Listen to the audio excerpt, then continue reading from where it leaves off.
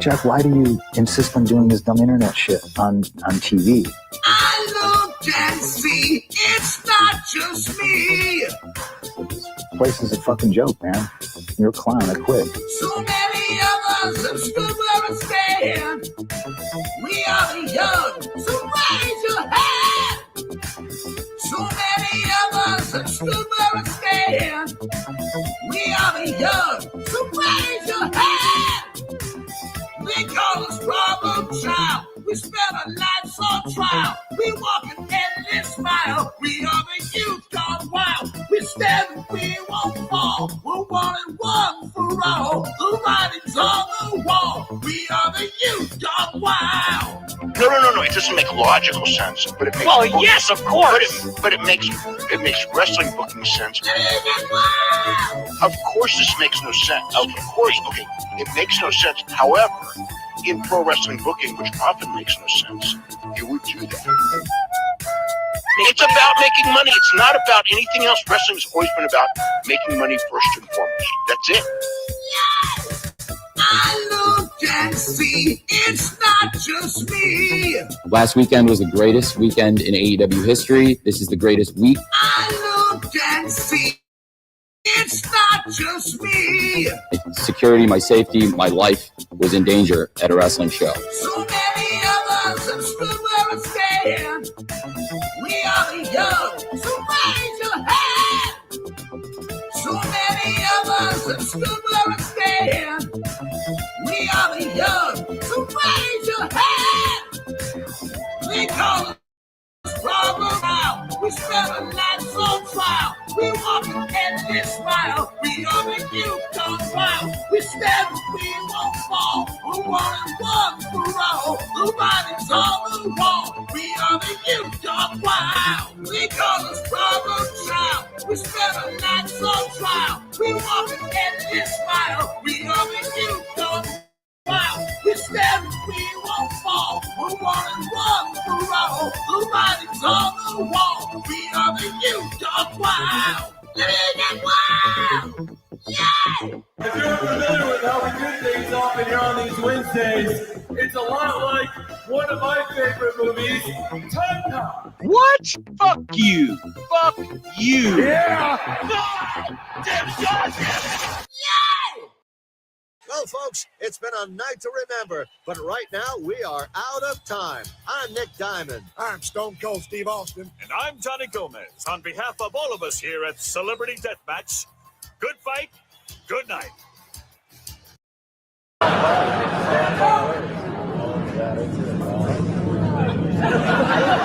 And now to the man of the hour. Can someone get him a vodka with Metamucil?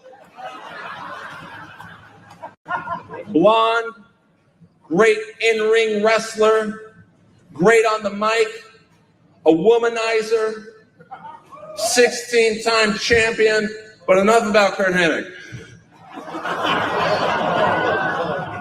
Ric Flair has been paid millions and millions and millions of dollars by Vince McMahon, and he didn't have to fuck him.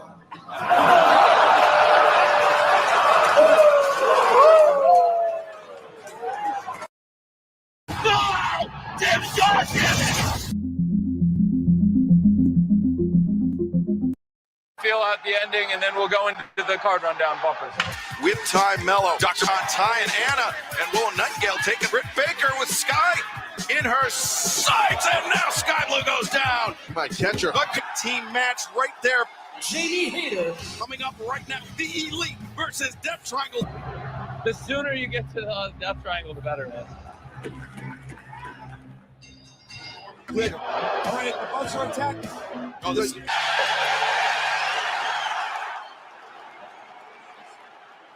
We're good. We got a minute or so. We want to get him going. Get him off this. March charging right back at Hangman.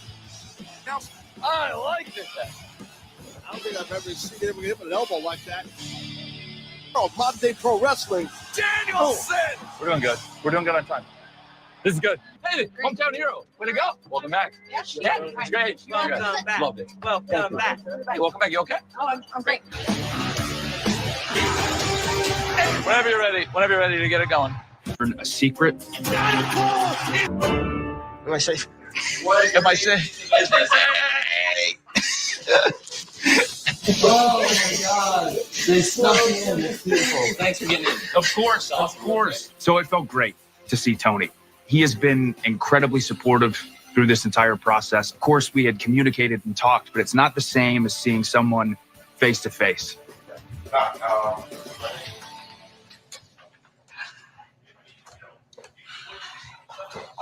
Hey, I'll close the door. I'm going to run by every time I go to the bathroom. Oh my God, of course. Share a bathroom. Yes. It's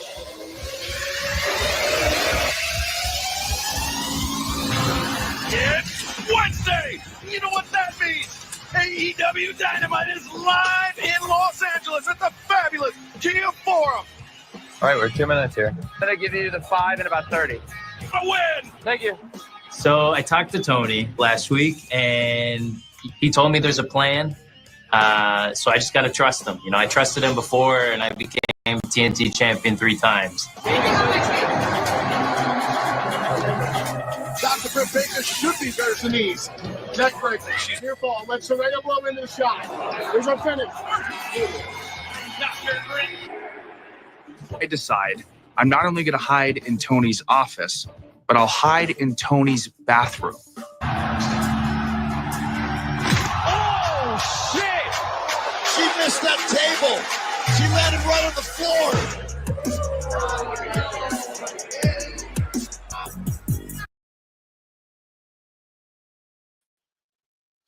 Is my mic on? Are we live? Ooh, what's happening, guys? Welcome to another eclectic edition of PWT Live Show. Yeah.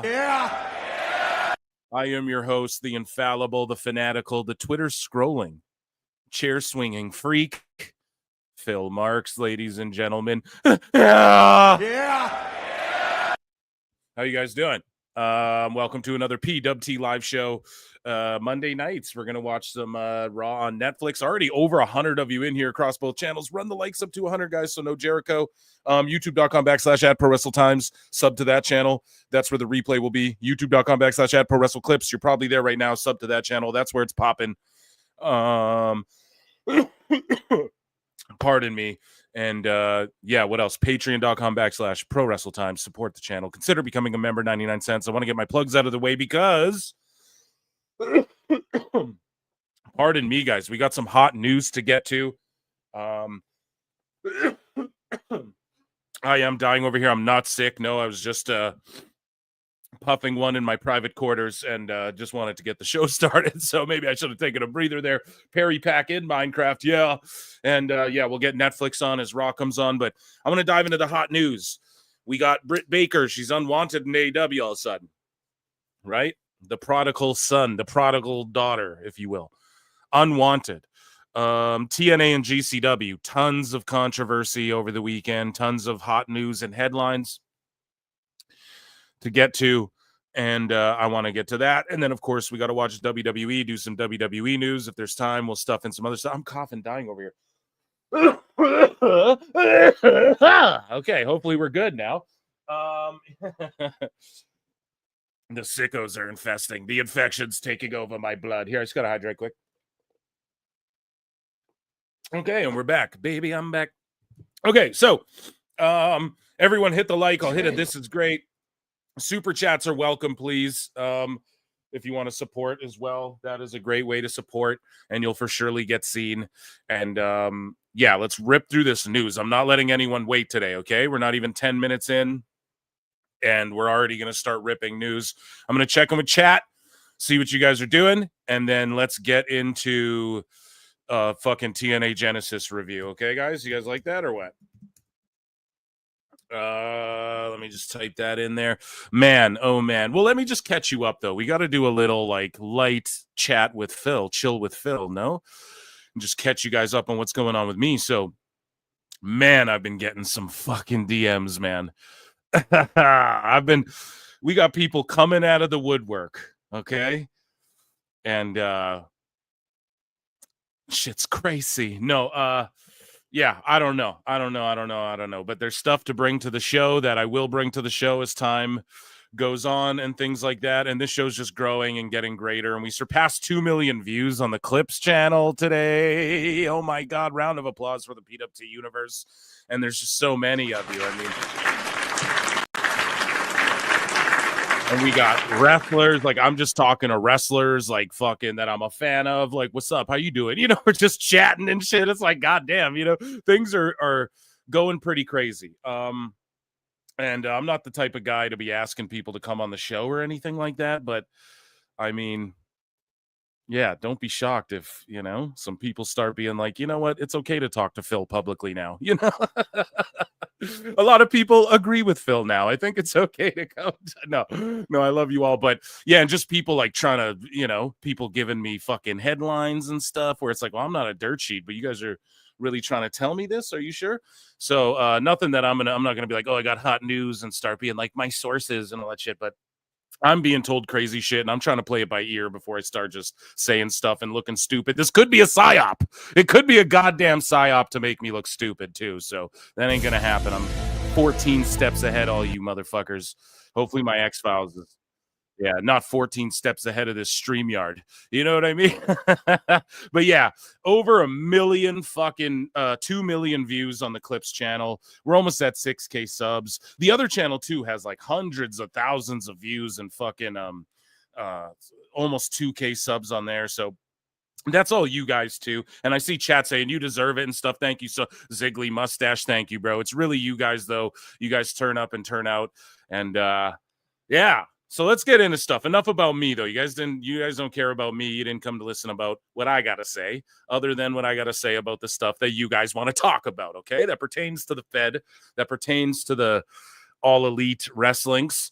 And, yeah, so everybody run the likes up. You doing your own thing. Yeah, I'm just trying to be different. I mean, I don't want to be like everybody else in this space. So, yeah. I don't know. It's all thanks to you all, though. And because you guys show up all the time, it's like people are starting to take it seriously, you know? And because I'm right here or there, I fucking go, wouldn't it be cool if this happened? Something might happen. Or, you know, people just pop into the show randomly. You know, we got Mrs. C jumping in the chat. Matt Morgan's DMing me live on the show. You know, Jose the assistant's roasting me live. And it's just like, it's more... You know, people have come to accept and I think understand that I'm really not that bad of a guy. I try to like AEW lately, guys. I try to point out the good stuff. It's just hard, okay? Don't hate me. Let me check in with chat, though, you motherfuckers. Okay, so You Ain't Hype for $2 says, if we get to 100 before Raw, I'll gift 5 memberships. Get to 100 likes, you guys. Especially if you're not a member, you might get a membership. There you go. The PWT universe. We support the PWT universe.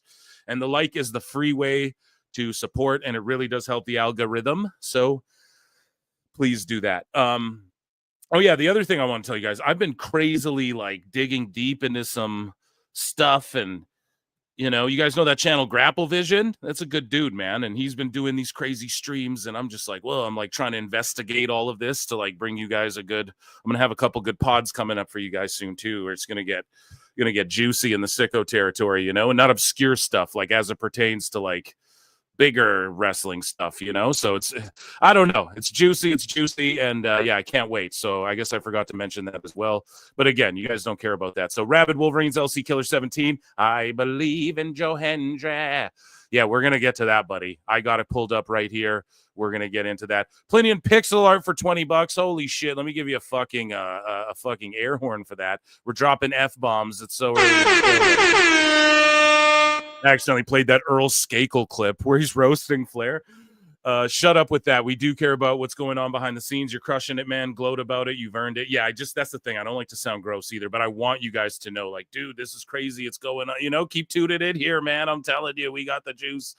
And yeah, man, lots of. And then fucking, how about this? Kevin Kelly's going on fucking Toonie Talk to do a tell-all. Like, how gangster is that? You know what I mean? Like, instead of running to one of these mainstream sheet outlets, they fucking pulled up. Like, it's just hilarious. I love it. I told you guys, if you go back to PWT1, I was like, listen, the reason I'm doing this is because there's a wave coming and this whole shit's about to change, and the way of reading dirt sheets and shit, that old way, that old guard, that is done with. Not that there's anything wrong with it, but just the way people consume shit. Like, let's bring YouTube to fucking wrestling. Like, let's actually do this YouTube shit the way people do it huge in all these other spaces. Let's bring that to the wrestling world. Look at it, man. Look at this shit. I'm so proud. I'm so proud of everybody. And yeah, so I don't know. Just always keep me humble, chat. Okay, always make sure you roast me at least once a show. I got to get roasted at least once. And yeah, that's my only rule. Just keep me humble, all right? And I appreciate you all. Thank you, Super Chat. I was going to check in with chat as well, see what some members are saying. Round of applause, chat, for Super Chatters. John Cena cameo, yeah, that'd be fucking amazing. Yo, he followed me on X. That'd be Moose Knuckles back. What the fuck? Where have you been? Jesus Christ, dude. Moose Knuckles been gone for a while. He's like, listen. Sometimes in life you got to be a hoe. No. Got it. And yeah, shout out to people emailing me when I'm like, oh, we need this for the soundboard. Now people just send it to me. It's like, all right, taking time off my work there. Kevin Kelly on TTW. Yeah, dude, on Wednesday before my live show at like, I can't remember what time. Go look at their shit. But they're doing that. And I'm like, thank God it's happened because I'm going to fucking watch it. And I might timestamp a couple shits, you know, to bring to PWT that night because I'm curious, you know. But also it is like, what else is there to know? Like he's going to confirm what we know about the backstage stuff. But I know Awful is the motherfucker's got the best questions lined up, I guarantee, you know. Like I'm sure he's got a few in the chamber we're not even thinking of, an angle he's ready to approach it with. And yeah, so I'm just excited. I'm like, holy fuck, dude, look at this. You know, he could have ran to any of these old sheets, but they all love, you know, they all love All Elite Wrestling. So it's tough to do that. And it's just really cool, you know. I don't know how the fuck they pulled that off, but round of applause to them too. And just everyone in the new guard. It's a new guard now, god damn it. Show them love, man. You think Malachi Black is going to be in the Rumble? No. Malachi Black will be in WWE either before Mania or the Raw after Mania, but he's not even free until, I would say, a couple months yet. Not that I'm just making, if I were to make shit up, right? I don't actually know anything, but yeah, March. Just March. Just mark that down, right? Anyways. So let's get into it. I babbled your guys' ears off. I blew myself enough, right? If I'm not going to put myself over, who's going to, right, guys? No. So where do I guess TNA Wrestling would be the best place to just get the results. I had to split this up, this event. I watched it over a couple days there. And so let me just see. Malachi versus Penton Speed, book it. No, that's what they were doing in AEW, bro. Okay, so let's get into our review. I guess I'll play a little banjo for a review here, okay? So TNA Genesis went down. Okay? The Curtis Colwell Center in Dallas, Texas, they had how many people there? I mean, 2,400, 2,000, 14, whatever the fuck. I don't know. It was a big packed building, looked beautiful. And the show opens, so they have the kickoff panel, and it's Busted Open, Sans Bully, and then Gia Miller. And I'm not trying to shit on Gia Miller, but I'm about to shit on Gia Miller. Like, I don't get it, okay? Just throwing it out there. However, she was the one giving, like, Santino Marella time cues and shit later on in the show. So I don't know, is she like a producer? I have no idea. I'm not trying. Maybe she's behind like a bunch of the stuff that's making TNA good again, but I don't really get it. Not to boo-boo on her. She's not the worst ever. She's not like Megan Morant bad. She's pretty fucking bad. But anyways, though, I'm just buried her. I'm so it's so fucked up. I say this shit online. It's just funny to me. But anyway, so Jake something comes out. Ashanti the Adonis challenges him. Also, Ariana Grace comes out and starts saying, like, I'm the princess of NXT and all that sort of thing. But yeah, we have Ashanti the Adonis from NXT come out, and then he just puts over something strong. And like, they didn't time it. They don't got stopwatches here, but I want to say a 5-minute match. Not even kidding. Maybe 5 minutes. And he just beat him with like a black hole slam. He calls it like Into the Abyss or Into the Void. Or is that what it is? Into the Abyss is what I thought he called it. But either way, Jake something hits the move His big move on Adonis pins him 1, 2, 3. You know, HBK's eyeing him up. Solid match, absolutely. Leon Slater, Kazarian. I don't know. TNA's really pushing this Slater dude. Kazarian is doing his thing. I don't know what to say. I mean, I like what he's like Jericho in early AEW. That's cool. Leon Slater, they're pushing him. I don't know. I wasn't so much into this match. Not that it was bad or anything, but Kazarian got the W. He's carrying around his trophy, whatever. Pay-per-view starts. We got Ace Austin and Moose for the X Division. They unveil the new X Division title with like the orange strap and it says the system on it. And obviously Moose was going to retain it because of that. You know, it made it very obvious, like he's going to retain this belt. And then Ace Austin. Can we talk about him for a second? What a fucking stud, man. Okay. He's so good, dude. It's really incredible how good he is. Now, some people will go, oh, come on now, Phil. There's a lot of the flippy floppy in there. I'm here for it, the flippy floppy, but not in my wrestling. But listen, there's a bit of that, but I'm telling you, man, he's really fucking good as a solo. Like, I always loved ABC, but him, since Bay's gotten injured, and again, speedy recovery to Bay, goddamn. But since he's got injured, like, Austin's really come into his own, man, and it's really, like, good to see. And he doesn't get the win, but he's primed up. He could be a solo act himself. I've been saying it forever that ABC need to get to NXT, like way before this TNA WWE crossover shit. You can go on PWT Pod, see it. Before any crossovers were happening, I was like, we need to get ABCs in NXT. There's nothing left for them to do in TNA. And then they won the titles the third time, and then Bay got injured. And, you know, so Austin, even as a solo, and I'm honestly praying for Bay. I want that motherfucker. I hope he's healthy. I hope he can do this sport again. But either way, dude, look out for Ace Austin. Just a great showing. I can't play the spots or we'll get in shit here. But moving along, what else? The system surrounded Austin, then MacLeod and Eric Young hit the ring, and they are like baby faces now. So they were in a heel faction. Now they're baby faces. Then we get MacLeod and Young. They beat the system.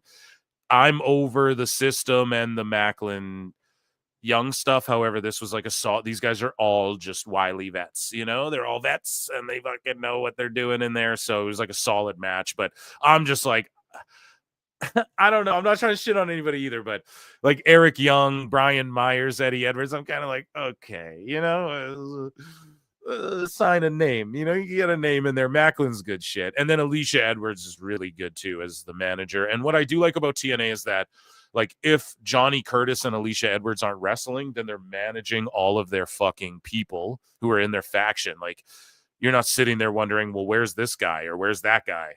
You know, why isn't this guy in his corner all of a sudden? You know, we find a lot of that in AEW. Like, okay, this guy's just getting jumped and no one's there to help him. And then someone gets jumped and then random people help someone or whatever. It's not like that. In TNA, it makes goddamn sense. Alicia's there holding her mans down. You know what I mean? Her menses. So solid match. Now this next match, wow, I just enjoyed the fuck out of it. So the Knockouts Tag Team Championship, Spitfire, Jody Threat and Danny Luna, they took on Ash and Heather by Elegance with the personal concierge, friend of Evil Dose. And any friend of Dose is a friend of the show here. So Knockouts World Tag Team Championship, man. This Heather by Elegance and Ash by Elegance, obviously Dana Brooke and WWE, fuck, man, they're good. Dana's gotten so good since she's left. However, Spitfire is just my word. You know, the definition of a tag team. I love everything about it. They defended the belts. I think that's the right call, right? You get like Dana Brooke to put over these ladies here that have been holding it down in TNA for a while, and they're just a great tag team. And this match was just awesome. Even when, you know, I think Jody Threat started doing like the double chops to both of them and shit, just the way everyone was selling and everything. It was awesome. The way Ash by Elegance has really come into her own. Like, she's better now than she was in NXT or WWE, hands down. Heather by Elegance, I'm entirely unfamiliar with other than like a couple matches. I'm not going to lie. And she was so good in this match, just in the right spot. Didn't look routine-y. And then, of course, but it's Spitfire that really put it over the edge. They are so good, man. God, Again, it's not to be like, hey, WWE, take all their talent, but you need women tag teams, man. If you're going to have that belt in WWE, have a knockouts versus women's tag or something. Do something, because these ladies need some shine for what their tag team ability is. Like, it makes WWE's tag teams look like shit other than like Damage Control, and then KC squared, Katana Chance and Kaden Carter, but they're not like over. So that team, like, they work really well as a team, but they're just not over the way even I'd say Spitfire know how to, like, in front of a live crowd, they just know how to get over and shit. It's awesome. I don't know. I really like this match. Blew me away. My expectations were so low, so maybe that's why I like it so much, but blew me away with how good this match actually was. Frankie Kazarian's talking backstage. He's hugging his trophy, blah, blah. Then we go into Jordan Grace versus Tessa Blanchard. Woo! How do we word this, man? Just a fucking dogfight. Two girls who worked so incredibly well together, even though you could tell they did not. I don't think Jordan likes Blanchard that much, okay? IRL, and they were consummate professionals, but they were fucking live round and receding the shit out of each other. Fully, dude. This match, you got to go out of your way to watch. Okay. And even the moments where you're like, oh, they're kind of struggling. Is this like a botch moment? They just start fighting each other. And it's a match where like the spots all feel real. Like I don't know. It was so good. So good. And the couple botchy spots made it feel more real, and they recover so well. And when I say botchy spots, that's even like an overstatement of how that like diminishes it more than it should be. Because the quote unquote botchy spots weren't really botchy spots. It was just they were fucking struggling, man. It was a fight. And at one point you could see as well, Tessa was like still selling this move, and she wasn't where Jordan needed her to be. And you could see the look on Jordan's face, like, this bitch. And she just fucking scruffs her and puts her in the corner. And like, I don't know. I think it's more than selling. You can kind of tell, right? Like when Sami Zayn and Tama Tonga are throwing live rounds at each other, you can tell they're just like two real professionals just working.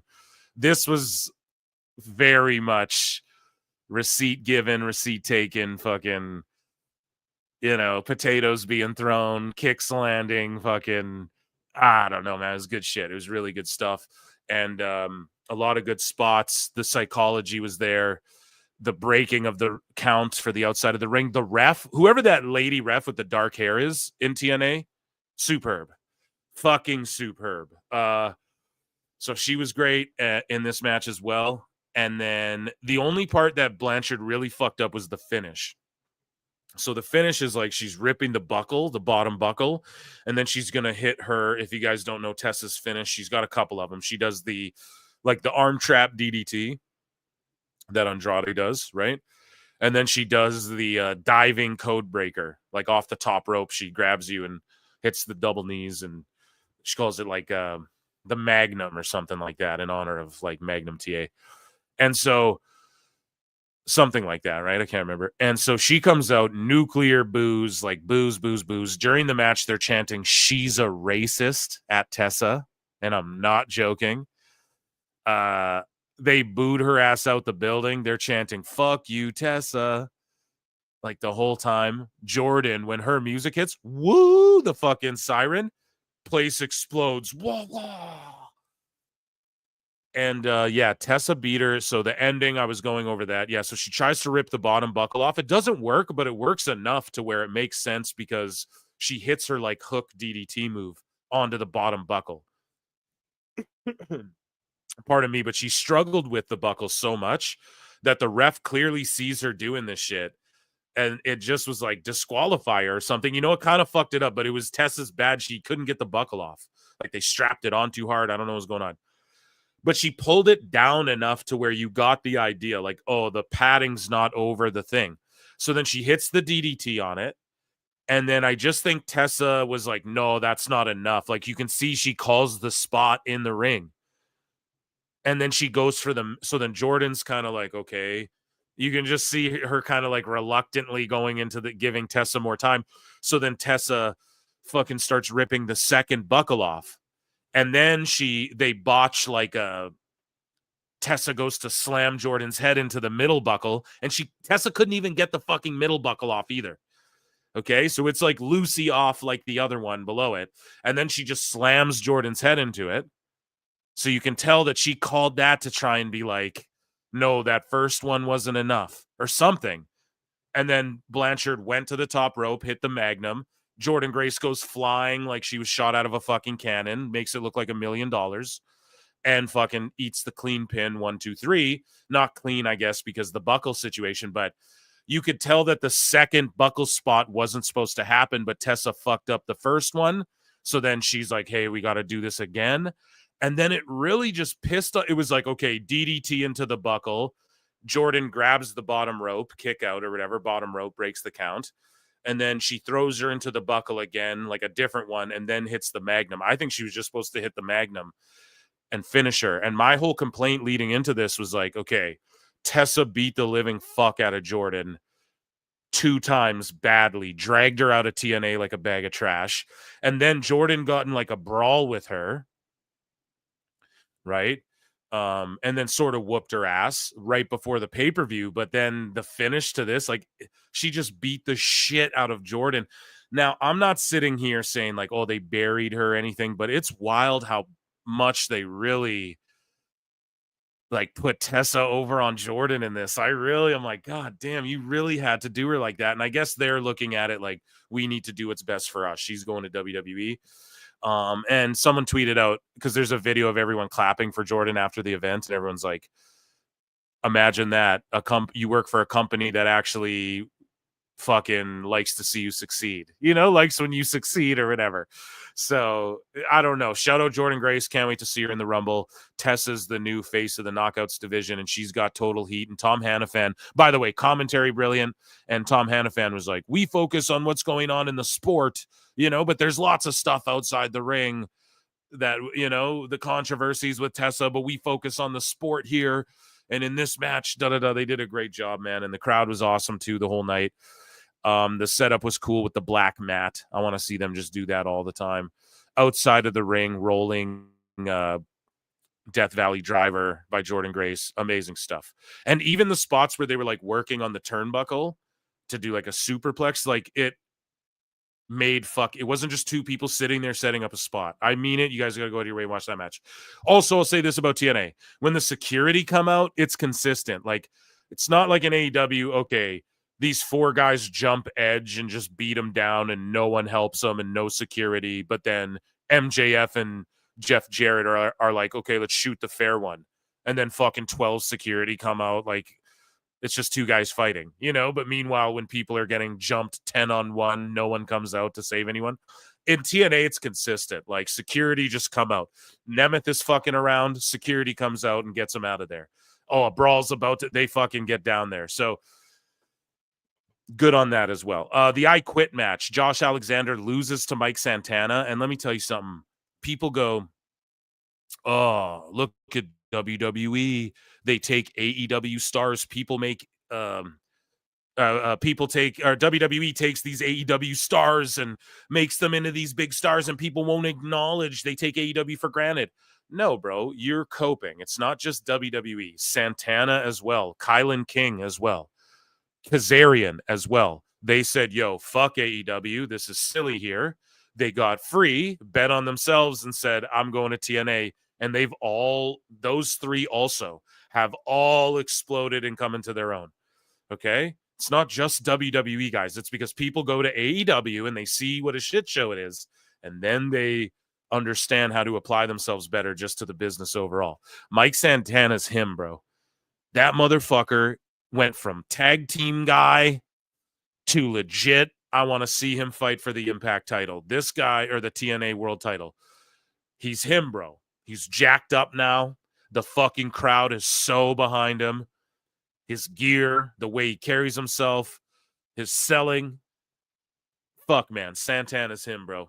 So this match was so good, and Alexander doing the right thing, losing to Santana. Alexander's going to go join up with Maple Leaf Pro, is my opinion. I mean, not even my opinion. That's pretty well.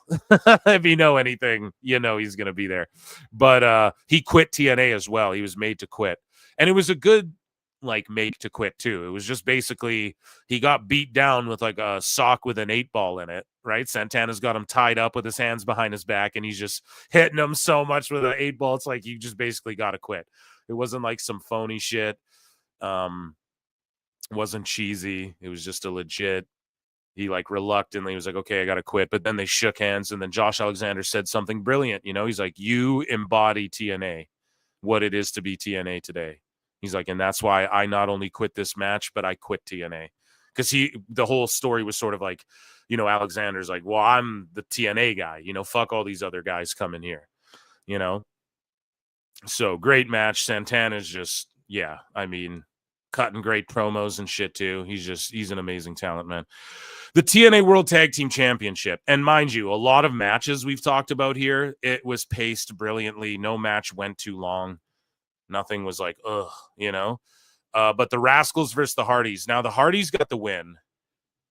I don't know about this. I was kind of like, okay. But they're trying to sell out buildings and stuff, and having the Hardys have the tag straps.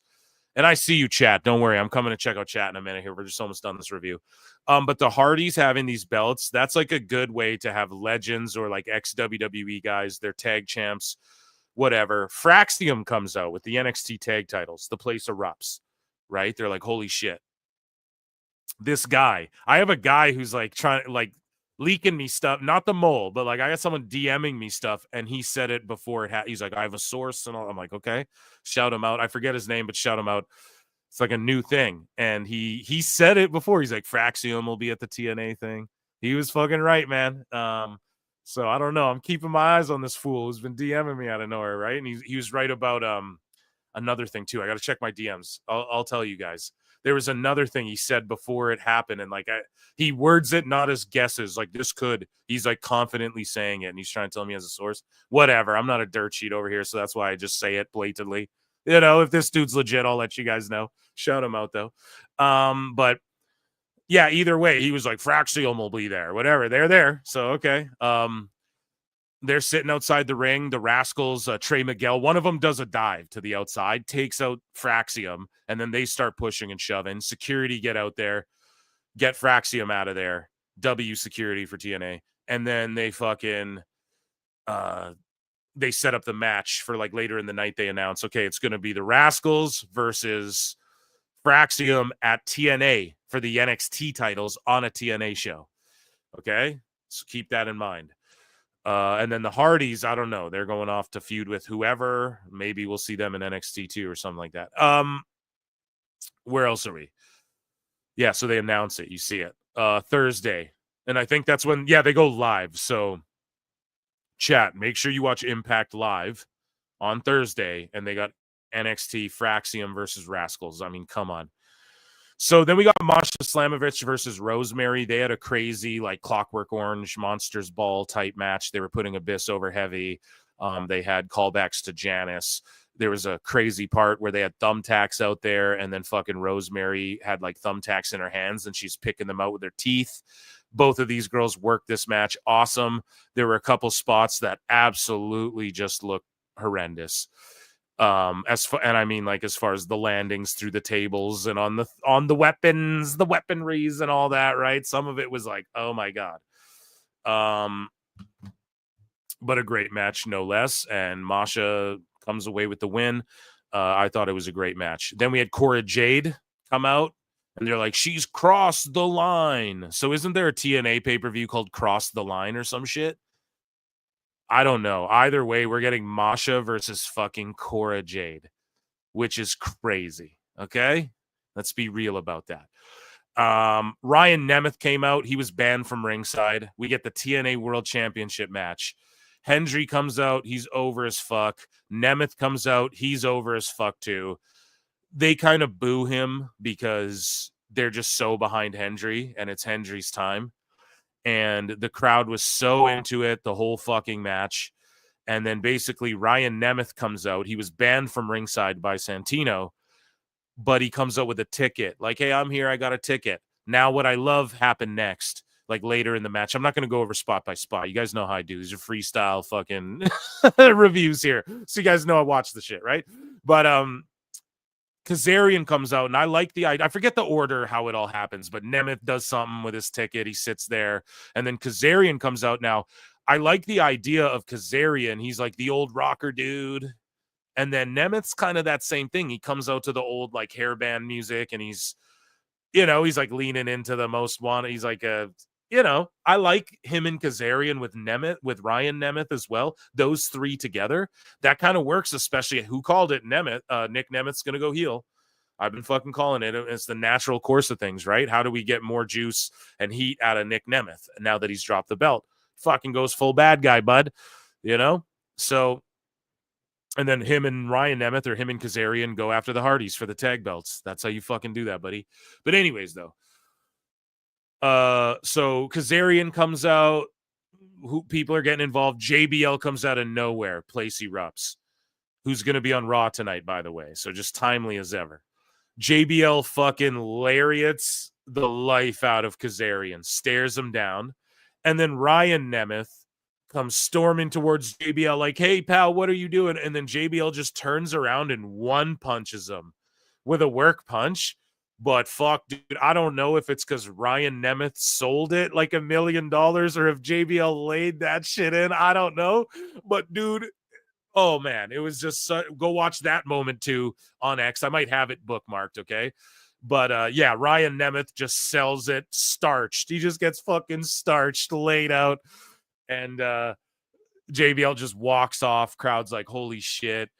And then a brilliant finish as well where Hendry hits the mic stand or the standing ovation.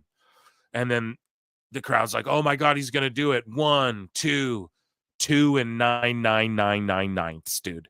Nemeth kicks out. Everyone's like, oh fuck. And even me, I'm like, dude, Nemeth is going to fucking retain, isn't he? Again. People are going to never let TNA live this down. Nay. So then Nemeth hits his super kick, hits the fucking, what does he call it? The zigzag. I forget what he calls it now.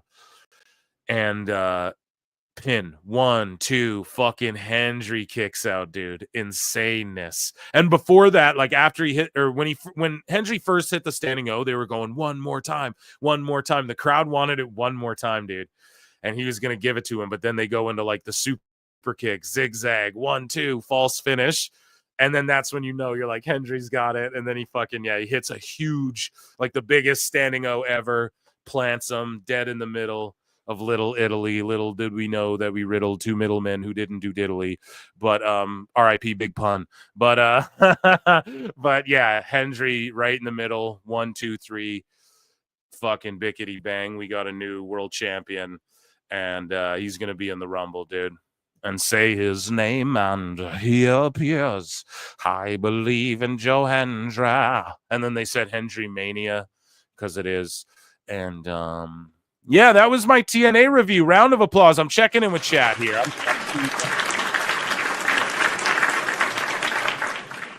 So now let's dive into some light news, shall we? We have TNA. We might as well talk about... As you see there, our new TNA World Champion. We might as well. I want to go over miscellaneous and light news with you guys as far as TNA and just GCW is concerned, because so much happened. Okay, I hope that was a good review for you guys. Let me check in with chat. Lincoln Hawk for $10, buddy. I'm fucking sorry to be waiting like 20 minutes, bro. I was trying to put that fucking review up. Link. Oh, come on now, come on Phil. now, Eric. Lincoln. Ever since I became Canadian, the Discord has been fire. Also, Cora and Tessa made the same show. I'm staying Canadian. Here's the link. VPN, hit the like. Yeah, so what he's referring to is Lincoln Hawk is now an official Canadian. By that, he is a VPN. None by name, because none sponsor me unless one's trying to sponsor the show, and run ads on the show. But yeah, Netflix, Canada Netflix with WWE on it is the fucking dopest thing to ever happen, ever. If you're a pro wrestling fan, Cora and Tessa made the same show, so you're pumped about that or what, dude? And yeah, go Canada. It is 50 below where I'm at, and that is a shoot. And way up north here. And yeah, we welcome you, buddy. But you have to tell me that I'm not your buddy guy. All right. And thank you very much. Everyone join the Discord. Come hang out with us. Mere Puffery. What a great name. And a round of applause for becoming a member. And then Paige Prinzavali is who you're thinking of, Phil. Paige Prinzavali. Sometimes in life, you got to be a hoe. No, I'm just kidding. I don't know how that applies, but it's a new sound. Okay, well, thank you. I appreciate that so much. Okay. Let me just check in with chat. Goddamn Canada, you're not my friend. I am your buddy, guy. He's working on that ASMR video. What VPN? I'm also Canadian. Yeah, so you guys are all joining me here a boot up north, eh? Let's see. I totally let Tessa or Britt sit. Okay, calm down now. I feel you was there when I was in the army. Let's just say I didn't have almost 300 in both PWT streams. That's fucking crazy. You guys are, yeah, how many likes are on this video already? We almost there's like 300 people watching across both channels. Let's run the likes up to 100. We're at 74 on the Clips channel. And everybody vote in your poll there. And I'll check in with that later. Okay, so let's get into some TNA news here. So PCO quits, and we had boots on the ground here at this GCW event. PCO quits TNA and goes on a rant. Some people thought he was drunk who were in the building, okay? PCO quits TNA and goes on a rant after destroying their digital media title. Now, apparently this is a shoot, okay? Apparently PCO is really pissed. And I mean, a lot of people are leaving the company, and the new guard has new plans. And, you know, PCO is D'Amour's buddy guy. So I could totally see him just going Maple Leaf Pro as well. But his contract was up in January, and he's still got that digital media title, though. So I think they were hoping he'd drop it somewhere. I don't know, but he smashed it up. Let's watch this video. Let's leave it small so we don't get Don Stevens, but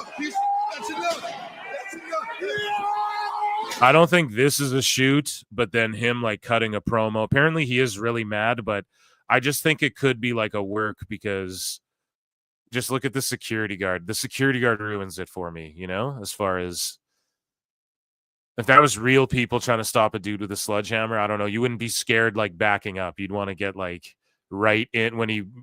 All I'm saying is this, okay? I bounced a few places in my day. If that guy's swinging a long, you want to just get in there and grab it before he can. You know, you don't want to like stand at a distance where he can tag you with a fucking hammer, you know, or a bat or something. You want to get in close on that. Now, a knife or something, okay, it's a different story, but I don't know. Security guard kind of killed it for me, but here we go.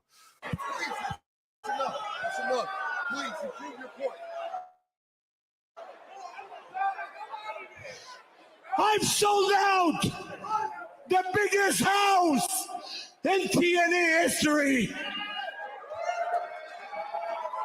I sold more T-shirts in one night than any TNA.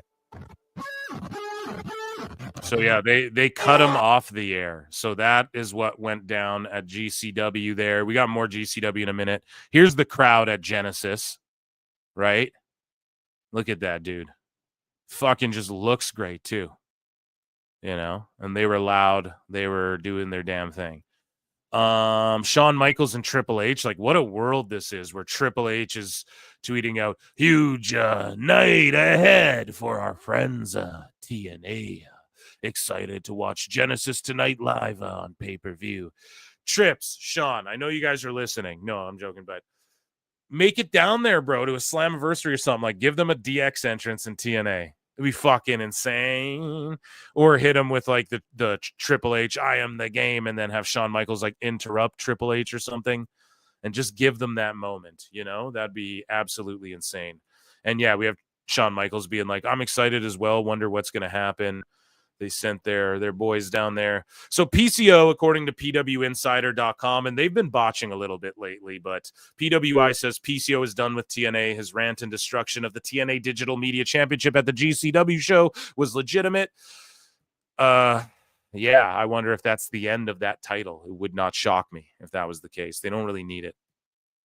So Tessa Blanchard, though, she puts a post up of her new theme, and Mercedes Moné likes it. Okay. Liking a couple of her posts, I believe. And so Triple H's thoughts said AEW fans are about to have a hard discussion with themselves about how to make this acceptable while hating on Tessa, because there's the whole Tessa's racialist and all that, which I know some people stand firmly on that. My opinion is I don't know. So, like, people say Isla Dawn got bullied by her so bad she's going to quit the business and stuff. So, like, obviously I don't condone any of that. I don't have a personal relationship with her, so I don't know the extent of it, but the certain group of sickos, I don't want to say AEW fans in general, but there's a certain group of sickos, that virtue signal about all this type of shit, and you see Mercedes Moné, their queen right there, just liking this post, and so a lot of people are coping with that. Are you going to try and cancel her like you did Jada Parker, you fucking freaks, for liking stuff? Tessa Blanchard defeated Jordan Grace, but yeah, she's getting "she's a racist" chants. Let's listen to this.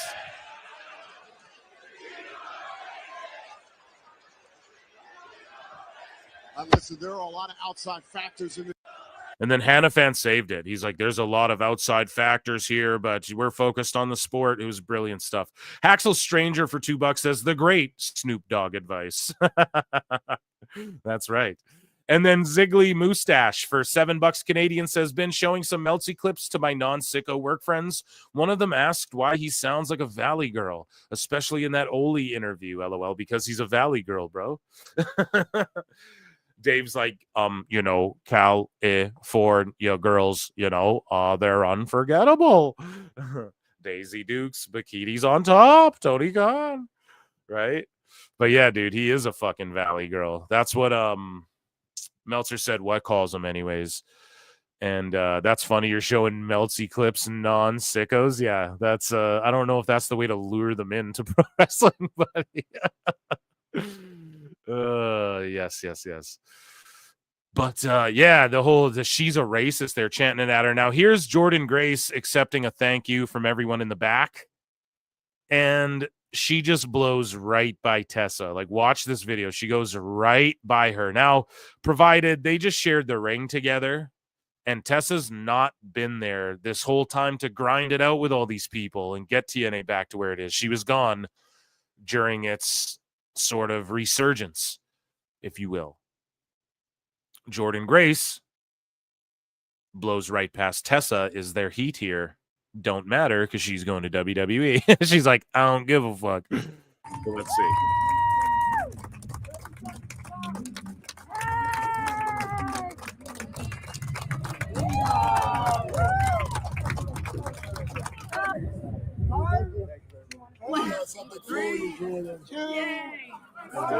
The Forever Champion. They gave her a silver belt, the Forever belt, signed by everyone. But did y'all see her just blow right past Tessa? Look at this. Doesn't even look at her. Arms wide open. And just walks right past her. Hugs everyone else. Go get him, Josh. Here you go, champ. You're the forever TNA champ. Forever champ. Forever champ.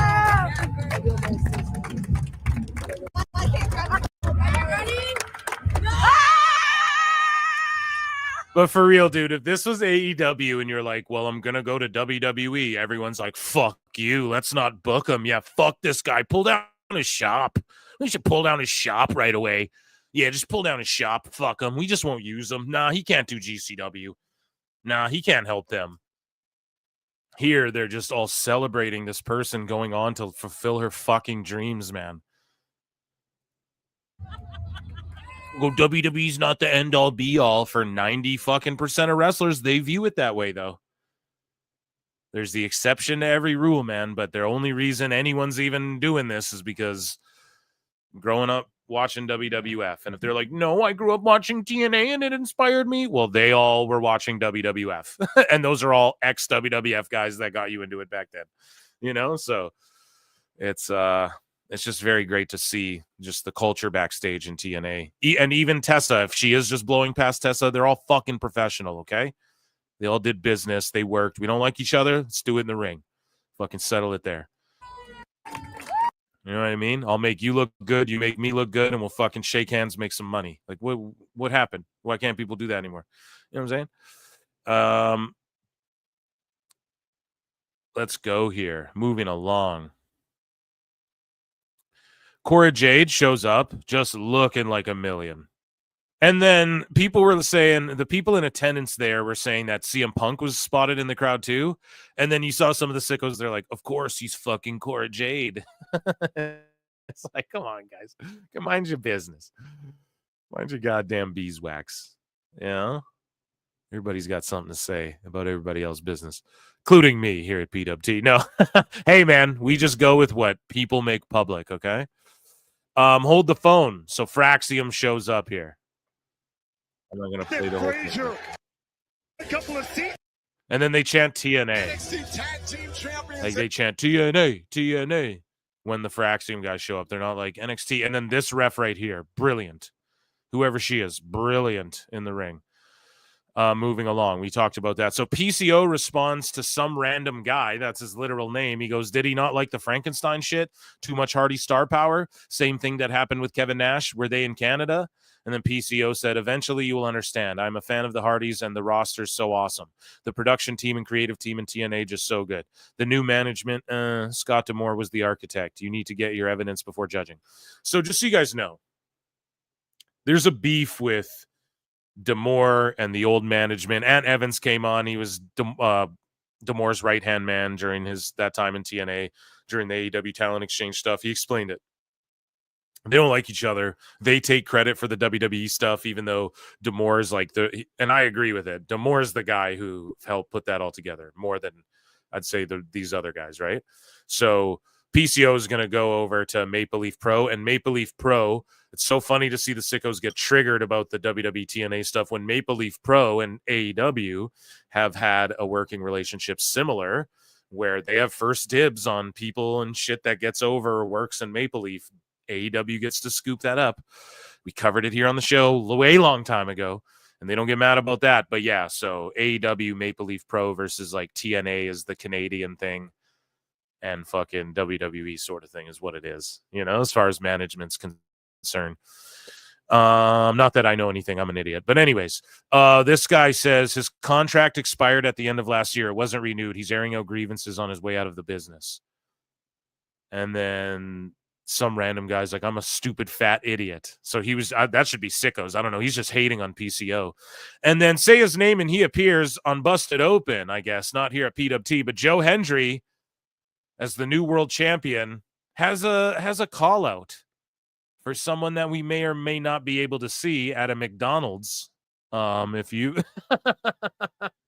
but Hendry wastes no time, and we know he'll be in the Rumble, but he's about to call out John Cena on Busted Open. Let's check it out. Who is the number one person you are looking over your shoulder at as of this very moment? John Cena. Let me tell you why. Holy shit. Holy shit. The cream of the crop. Imagine if Cena's last world title reign was the TNA title. That would be fucking crazy. Yeah, you guys want 5 free gifted memberships? Get those likes up to 100 in the next 7 minutes, okay? On the Clip channel. Look, let's let it continue. I have done all the things that I thought would be impossible. We're in an era where anything can happen. And just before Genesis. In an era, say my name and I appear. You said era funny. I just had to point it out. Triple H tweeted us. Shawn Michaels tweeted the show, and John Cena, who hadn't tweeted about it before, tweeted the TNA logo on his Instagram. What kind of representative would I be for TNA if I didn't call out John Cena? On the microphone, can you hang with John Cena?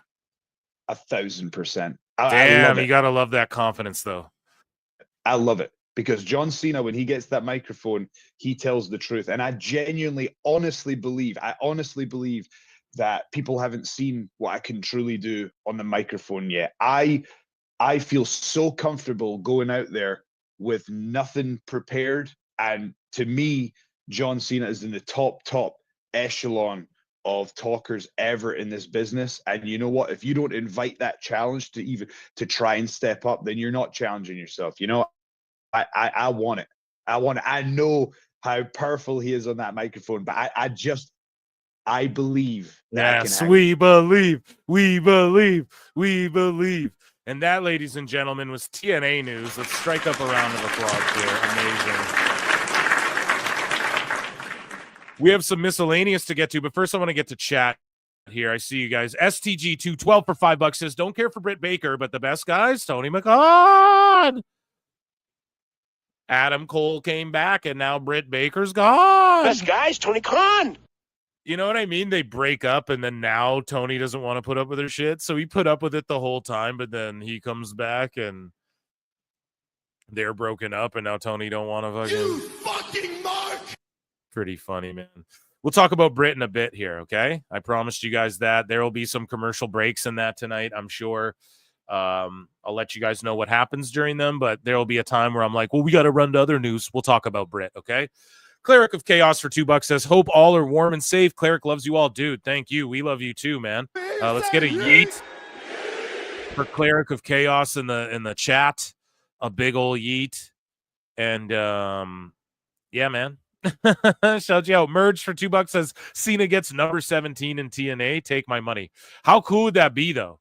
If he like won it, then it's not going to happen. But his 17th world title was like a TNA one. So he breaks the record, but he kind of doesn't. Maybe some people would be mad at that. Who knows? I don't know. Do you know? I don't know. Do you? Maybe. Maybe I do. Maybe I don't. But you don't. But maybe I do too. Dummy. Yeah. So yeah, I mean that would maybe be bad though. I think people would shit. I think I'd get mad at that too, maybe, right? But Cena is the man. So, yeah, it's about time to Netflix and Phil here. We got 3 more minutes, so let's just get into some miscellaneous news because we have some, right? So, what do we got? Let's scroll down. Quite a bit in miscellaneous, actually. So, the former WWE star Tom Pestock, Baron Corbin, says he currently has no desire to sign a long-term contract in wrestling. In response to a fan who questioned whether his comments about Rey Fenix's contract were attempts to get hired by AEW, Pestock wrote, false. I understand contracts and have no desire to sign a long-term deal right now. So Baron Corbin got fucking bodied by sickos, and he pissed a lot of people off, a lot of Fed fans, a lot of Federales. And so we are going to check that out on Wednesday's live show. We're going to really break that down because that involves getting into all these sickos. And we're here to enjoy some Raw and put over TNA and just react to Britt Baker tonight. Okay, guys? So we'll react to that sometime. But he pissed some people off. And yeah, he's just trying to let people know, nah, I understand how shit works because I worked in the wrestling business. I saw this. Vince McMahon could be starting a rival promotion to WWE. So Conrad said, oh, come on now, Phil. That's not very fair to say that I said this, even though I did say this, but I meant a roster of management, and I knew people would mince my words and twist them up, and it would turn into fucking headlines that weren't fucking true. Oh, come on now, Eric. I'm here for it. But, he says he's bought a studio. He's building a roster. We'll see. So a roster, what he means. So I asked him, like, did he really say this? What Conrad? So Conrad keeps saying, I bet Vince will get in the wrestling business by the end of 2025, Eric. So maybe that happens, but he's been saying that Vince bought a studio, which he did, and he's going to go do stuff in Saudi Arabia, which he is. And then he said he's building a roster. Now, he means a roster of management, like in context. But this motherfucker goes ahead and says this. So this goes in miscellaneous because Vince McMahon Entertainment Wrestling, VMWE or VMEW, whatever the fuck. That's not WWE. So that goes to miscellaneous. And he's not actually built because I was like, damn, if this is real, what the fuck? But no, Conrad was just taken out of context. But I think he knew what he was doing, chat. What say you? Chat me up, chat, about if you think Conrad knew what the fuck he was doing and if he was here for it. If he'd be here for a Vince McMahon promotion, because it's healthy for the healthy wrestling business. I want to start doing fake Conrad ad reads, but I'm not doing that anymore till one of these companies gives me money. Okay? That's the only way that's happening. So, the GCW crowd was so dope. Tom Pestock debuts in GCW, loses to Josh Barnett, actually gets tapped out. I think I have a clip of it. Let's watch Pestock's 15-minute time limit. And if it goes to a 15-minute time limit draw, there will be a 5-minute overtime period. That's Dakota making his debut here in Game Changer Wrestling and also this environment. Not just making, like you said, making his debut here. And as we've covered on the show, Baron Corbin's a real shooter, like jiu-jitsu-wise. He could really twist you up there. His first time in any environment outside of the WWE. And he had a great match. He got tapped out. I think I got it right here. So you see him tapping. Pestock has to tap. He tapped. Barnett picking So Barnett's accused of fucking bringing all the talent in from companies that fucking didn't work. It didn't work out, WWE, AEW, and then going over on them. But in real life, he would in a shoot fight. So it just makes sense. But yeah, he's been accused of that shit. So kind of funny. He just taps out Corbin, who's like a real, if it was pure jiu-jitsu, Corbin probably take Barnett at this stage. Back in the day, Barnett, his knowledge of catch wrestling and submissions,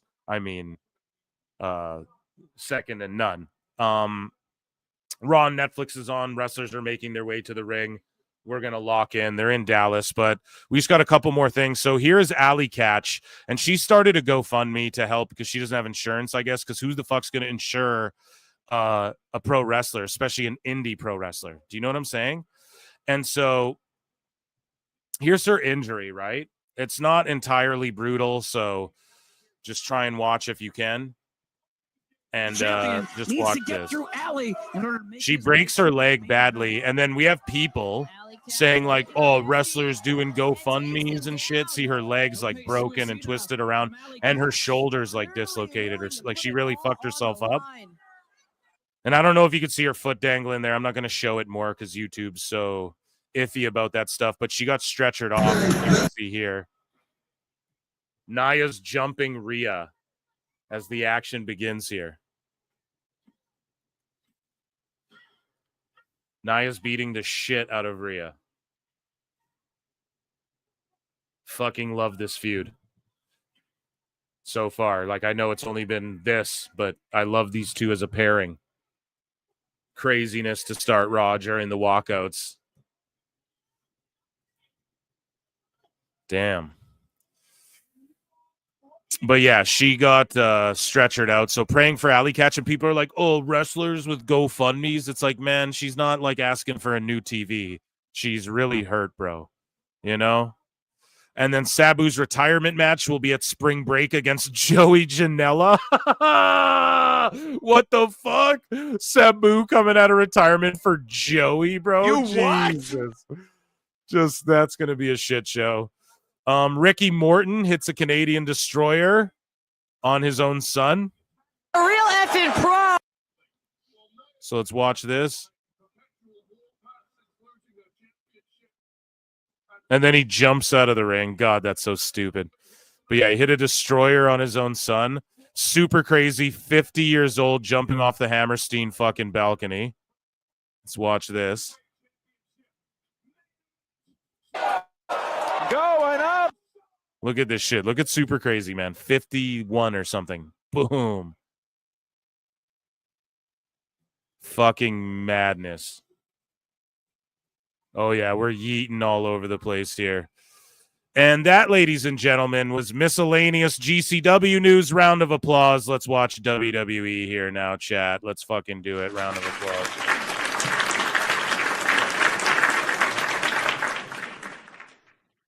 We will jump more into the bookmarks as the show continues. You ain't hype. Gifted fucking 5 Pro Wrestle Clips membership. I hope some lovers got them. I hope some haters got them. yeah, I hope whoever needs them got them. And thank you so much for doing that. We obviously broke the like number, no Jericho, the like record or whatever we were trying to do. So thank you all for that. Plenty and Pixel art, fart, Plenty and Pixel fart. No, I'm just joking. Not all of Flair's titles were WWE. Cena shouldn't be held to different standards. I love that, dude. I love that. And remember, Sometimes in life, you got to be a hoe. just kidding. That's my favorite sound that someone sent me to the email. No, but you're absolutely right. It would make sense, and they wouldn't have to hurt any WWE talent. Maybe does it hurt Joe Hendry? I don't know. Just being in the ring with Cena. Oh my God! Look at Cole. Can I get a fucking yeet for Cole and for Plenty and Pixel Heart? God damn it. That is good. Over 100 likes within the first hour of the stream. PWT chat is awesome. Yes. You guys are fucking amazing. Give yourselves all a yeet. Again, we're just yeeting all over the place. And always remember that the best guy is Tony Khan. Tony Khan. And thank George for triggering that sound. George, top mod of the top bud, buddy. Thank you. And George is going to be with me for Saturday night's main event next Saturday, I believe it is, where we're going to watch SNME. And then the Rumble's going to be lit too. I'm going to get the fucking Rumble timer sound on this thing. And we're going to do countdowns. You know what I mean? And we're going to fucking have a grand old time watching the Royal Rumble, marking out. I'm going to get lit as fuck too. I don't know who I should have on the stream. I'm trying to get Husey, but it's on February 1st. He's like, I'm doing dry January. And it's like, well, it's February 1st, buddy. So we could technically get smashed in Minecraft. Claire, because anyone going to Toronto for it? No. The cost of it all was like, oh my God, the fucking tickets are ridiculous. And they're rightfully so. And then just for me to go there and hotel and shop and everything in Toronto, it's like, yeah, I'm just gonna I'm gonna chill. I think that's the way we go. Let's see. Is that one going head to head with AEW? I don't think that's the one. I think that one's like whenever All in Texas is. Damn, people tuning out. They don't want to see me watch fucking Raw or what? They don't. No. No, it's totally fine. I get it. We're just going to sit and enjoy Raw for a bit. At commercials, we'll run headlines and stuff. You already know how it is, but these Monday streams are definitely chill, fucking just much love streams. You know what I mean? Amazing stuff.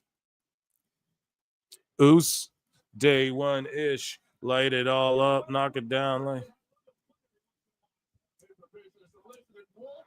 hey.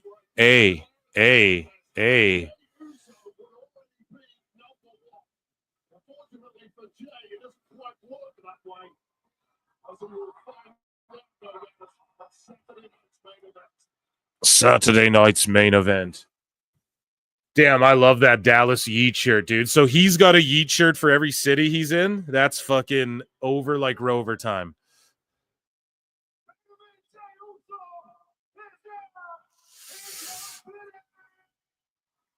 Pete Rocks 12. Real Pro Wrestling returns on Wednesday, then Saturday. Follow same pattern weekly. Okay, right on. Well, that's when I do my live shows too, Wednesdays and Saturdays. We just added Mondays, so we know that you're like a triggered sicko or whatever because people enjoy Raw, but try to enjoy yourself, bud, and welcome to the chaos. Here we go. Gunther's interrupting him. Here, I'm going to turn this shit up. Chat, let me know if it bleeds over too much, but I also don't give a fuck. You know, I'm going to babble your ear off.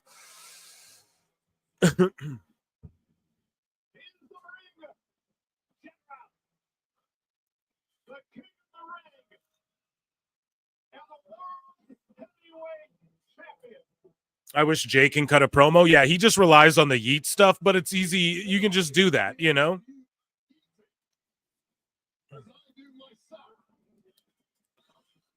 Once it gets tiresome, then I'll be like, this is boring and shit, but it's still just the yeeting is so over. And then when Travis Scott came out smoking weed with him to the ring, it's like, this is on a whole other level, you know?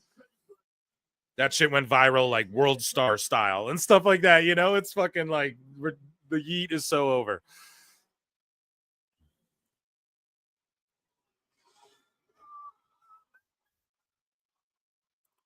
What worked for Stone Cold? Yeah, and I hate that everyone's mad at the what's. That's why I put it on the soundboard so early in beating it.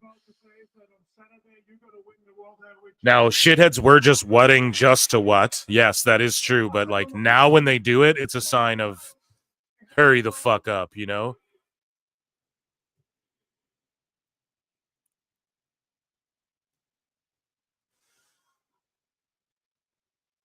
Triple H era should be called the mutual respect era. LOL. Everyone shakes hands. Yeah, I'm not into the tweener thing, as you all know. And Gunther hopefully leans more heel again, because there was a minute where I was like, he's a tweener. Him and Priest are both tweeners, guys. So, and then company mascot, yeah, Gunther's gonna chop the shit out of Jay. And you know what the thing is? I really believe What? Gunther is a terror on the mic, so good. To get in the ring and square off with main event Jey Uso. Until today. It's funny because they're yeeting Gunther every time too. Might as well. Might as well be walking on the sun. Well, everyone bails out when we leave Phil Mark's bookmarks, but to the 200 of you that stuck around, fucking Sometimes hey. in life, you got to be a hoe. It still pops me. I'm gonna play that to death this episode, and we'll never want to hear it again. But well, you're saying this guy Adam D's like, yo, Jay's yeets may become nearly as over as Stone Cold. What? Yeah, I mean LA Knights. Yeah, that's over as shit too. So it's just a matter of WWE's over as fuck, and all of these things could get as over as Austin. If you want to argue it, Cody Rhodes is the fucking god of everything, as Meltzer would say. No, but he is like the Fanatics merch selling god right now, you know? You could argue, oh, he did bigger houses than Stone Cold on average or whatever. I'm sure there's some statistic you could fucking break down right now to have a lot of people ahead of Austin in that regard. But I mean, 316, that's for life, you know? 316 and NWO are 4-4 for life, okay? All that makes you is a useful idiot, and you don't even realize it. Mrs. C in the chat. Gunther stealing JC's line, as he has been doing. Everyone, round of applause for Mrs. Cornett and, of course, Jim, who... Mrs. C's here, and hello to the castle and Harley Quinn and Jim. And yes, Gunther's been doing that. Hey, Mrs. C, a couple times, huh? It's almost like he's listening, huh? I'm going to expose you for a flash in the pan that has no business being this close. I don't know if Jay ever gets a world title. That's where I'm just like, damn. I think they draw the line. But he is the guy who beat him for the IC belt. So... who the fuck did he beat again? Who did Jey Uso beat? Yeah, Sammy beat Gunther, and then Jay beat Braun. Yeah, it was Braun that jumbled the belts back and around there. You're right again. You're right.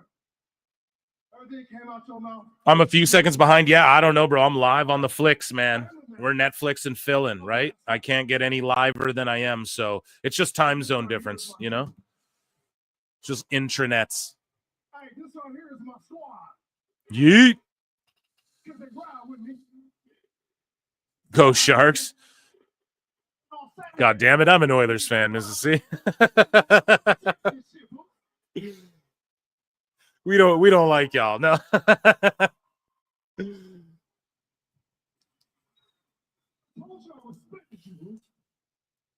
Still real American beer ads in the corners. Yeah, they're never going to get rid of that. I mean, they signed a fucking deal. I know they can just get rid of that anytime, but there is value in Hulk Hogan, those guys. I know people don't want to see him on wrestling screens, but behind the scenes and stuff like that, I'm sure he has business connections and ties to where people see Hulk Hogan, and there's people old enough to go, yeah, we'll give you money, Hulk Hogan. You know what I mean?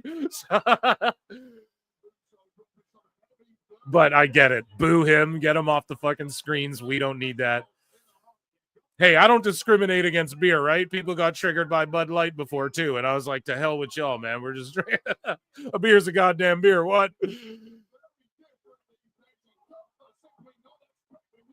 Okay, here we go. Yeah, hockey fight on our hands. Speaking of puck there, Bud. Snooper duper kick. Oh, yeah.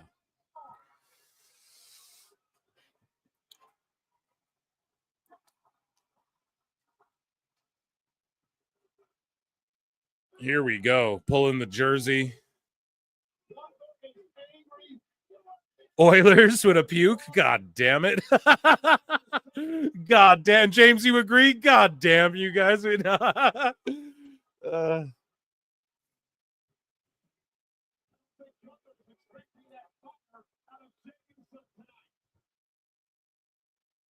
Yeah, I'm Canadian, dude. Mississippi. I'm a Canadian here. You're talking. I'm gonna hold it down. I'm not gonna cheer for the fucking Leafs or the Canadians, you know.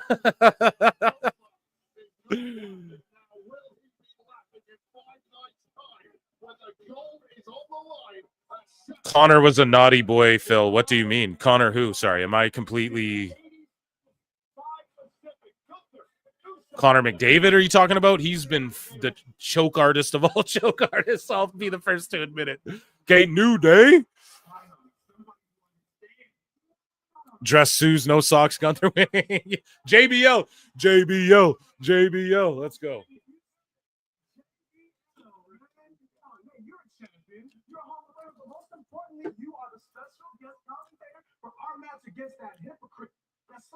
Hey, I might become a Canadian after today. Well, listen, you and Jim are definitely, you guys can come stay with me, okay?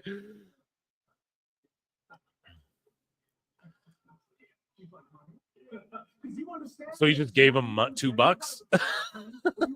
Look at Kofi's like shitty beard. You know, I just love it so much. It's such a heel thing for him to do because he's so lovable. How do you make people hate you? Get a shitty beard with no mustache?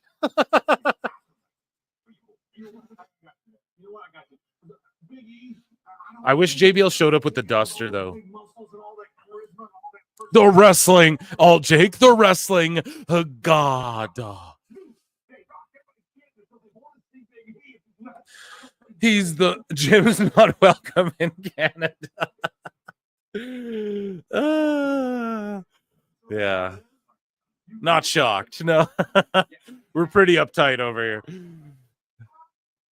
Didn't JBL have gray hair? I don't think so. He might be Meltzer in it and just for men in it real quick. You know, I wouldn't blame him. He's wearing a hat? Yeah, but you can still see his hair. Isn't Jim banned? Yeah, that's what she means, but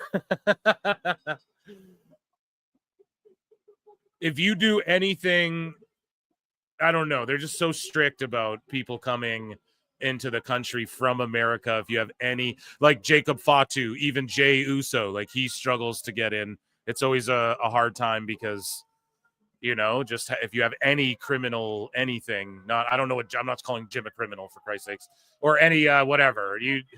Mrs. Z would know how to word it better than me, right? I don't know necessarily what what Jim has gotten into, but yes, they're strict to get into Canada, no less. So basically, if you've gotten in a fight, you're not allowed to come this way up north from America.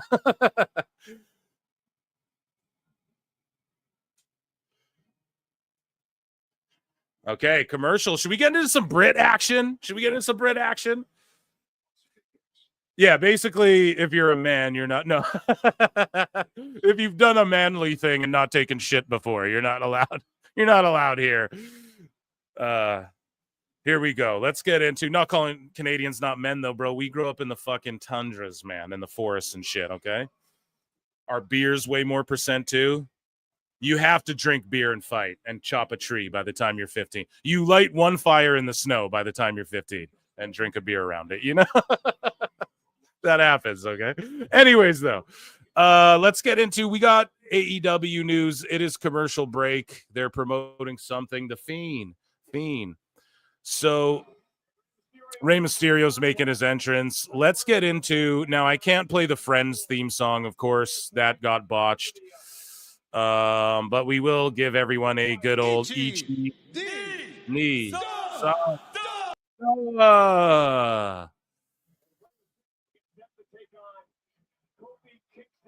Okay, and Run from the Moose. Yeah, we do Run from Moose. Okay, so let's go here. We have some Britt Baker news, some hot news. Where the fuck is it? Look at all the AEW news. So, report. Britt Baker gone from AEW TV after Tony Khan becomes fed up enough. I'm fed up enough, I'll tell you. Oh, I'm fed up. Like, up to here. Like, enough. So Wade Keller had this to say. Now, remember, Wade Keller's very close to making the list. So I cut it off, right? He didn't officially make it, but he might become a fool here. We'll see. We don't know. We're keeping eyes on Keller. But he said she might be done with AEW. At least the feeling I'm getting from talking to people in AEW is Tony Khan might have her in the same category as some other wrestlers where they just don't get phone calls and don't get called in to show up. What? How's that just a category of wrestler? Oh, yeah, they just don't get called to come to work. Fuck them.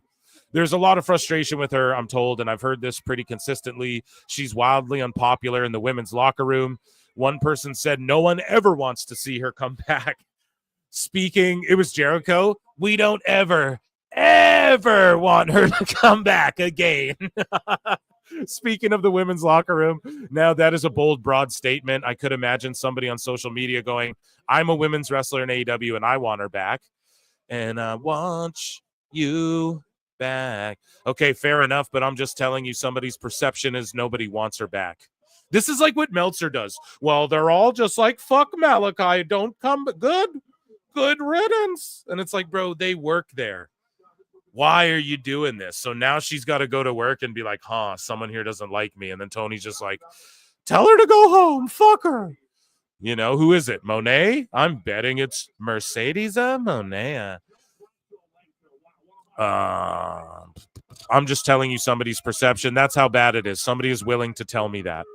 There was the incident with her and MJF, and I'm told that factors into her being off television, but there are other issues with her that have come up. She has become increasingly difficult to work with in a general sense. Generational dyslexia. She has always had a reputation for being difficult to work with. There was a specific situation recently, not counting the MJF situation, where people just threw their hands up. It wasn't like a huge deal, but it was enough to sort of be the straw that broke the camel's back in terms of just feeling like, you know what? We've got a strong women's division now compared to when she was on top, and we don't even need to deal with her if she's going to be this difficult to work with. So that's where they are with her. God damn, he's just letting it all hang out, dude. Who told him this? It's like Tony wrote him a memo. I am told the Adam Cole situation is not stopping her. Yeah. Right. There should be no heat on Adam Cole. Of course, they got to defend him because he's Tony's friend. He has nothing to do with her not being on TV. Obviously, she had some standout moments in AEW and became a star and was seen as a centerpiece act. But even back then, I was hearing about her reputation and being unpopular in certain circles. Yeah, watch AEW All Access, bro. And difficult to work with, and being fiercely territorial of her role in the company in a way that just felt unsustainable. And from what I'm hearing, at least the attitude right now at the moment, the belief is Tony Khan is fed up enough that he's just going to focus his TV time on others. I don't know what that means in terms of her pay and her contract, and it's possible eventually things will change. At this point in asking around, you should not expect to see her back imminently. Ooh. So she was the first ever female talent signed, and yeah, the former women's world champion stated in December on DDP's YouTube channel that she was busy filming some fun stuff. She was in Cobra Kai, if you guys saw that. And I don't know. I personally, now I threw it in the chat. I'm going to end this poll in the chat. Would you sign Britt Baker if you were Triple H and owned WWE? I say no. Not until she can prove she can like wrestle good matches consistently, because she's regressed skill-wise. And furthermore, if it is like an attitudinal thing, I mean, you want everyone, the whole idea of WWE and the reason they're succeeding, and by the way, they have the PBR people in the crowd, the Pro Bull Rider, because that is the TKO owns this. This is their bull riding federation. Anyways,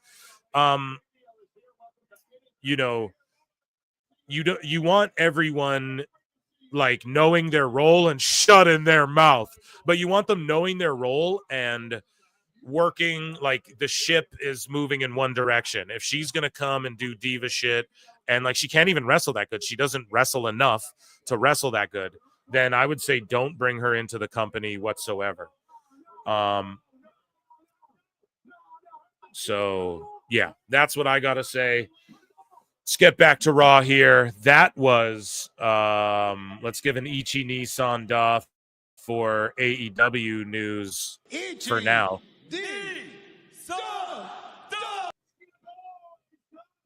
New Day. And we'll come back to this. We'll come back to this in a second here as well. Right?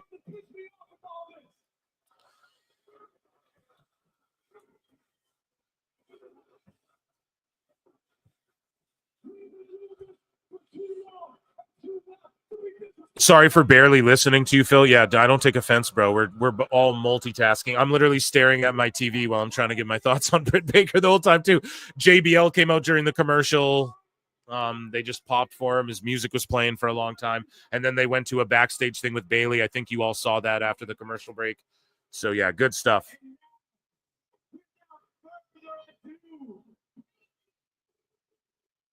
Yeah, the new gear, I like it. Makes sense for them.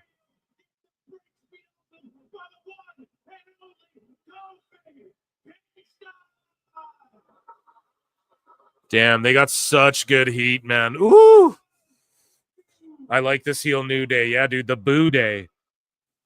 And yeah, I think we have more quotes from Britt, but chat, you guys were 50-50. Some of you would sign her. I just say give it some time. Let her go to TNA, figure it out. Her and Tessa can figure it out, you know, how to work better. I just feel like Britt doesn't get enough like rounds in to put on. Like the last few times we saw her, it just wasn't good. Headlock. Going around, here we go. Push into the corner. And JBL's healing. I never thought I would root for a deadbeat dad like Rey Mysterio. Why don't they have Graves healing on Raw? This is perfect. But instead, he's mad and wants to leave the company. Why? Just have him come and do this role that JBL's doing with these two.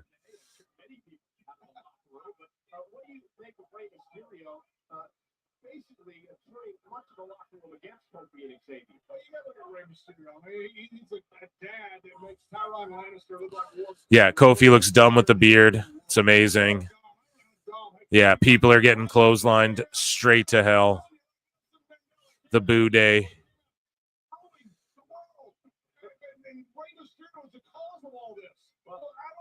I really did miss the celeb spotlight on WWE. New Day sucks. Okay, Moose Knuckle. There's nothing wrong with soaking the Coke, bro, if that's what you like to do, man.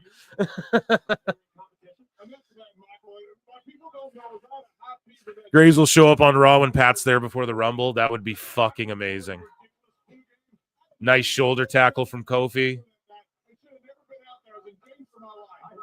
I just love it, man. And then do you guys think Big E gets cleared? Like, what happens?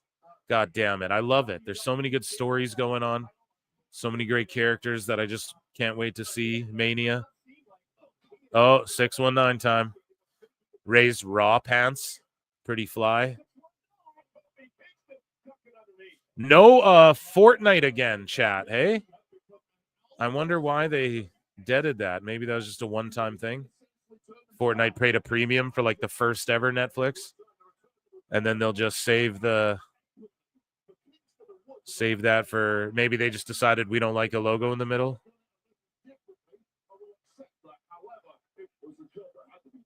It just the black match shows everything. It shows it won't show blood when the blood falls, but it shows like the ladies' makeup and dudes' spray tan and fucking. Well, I guess that was always right, Miz? That was always showing up.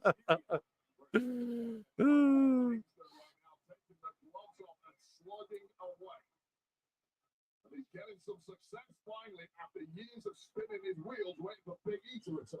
I mean, they are one of the greatest tag teams, if not the greatest tag team in the history. Yeah, Kofi's got to heal a bit more and not flip around as much. Someone was saying that in chat with his moveset. I agree with that a little bit too. Some of it's like, okay, that's really cool and flashy. Don't do that. Not that no heel can ever do a flashy fucking move, but you get what I'm getting at, you know? Here we go. This one I want to see. Some power bomb his ass outside. Oh, yo, did y'all see that, man? Kofi just almost dropped Ray on his head, but that was just a mistiming. They recovered it very well. 2 pros, see that? Even fucking working clocks can be wrong. Is that a saying, chat? I don't know. Thank you, fuck you, bye, boom. I don't know if that's a saying. Even clocks that work good cannot be set to the right time sometimes. Shit. No, 2 professions. They fucked up a little bit. They go back to the spot. Here we go.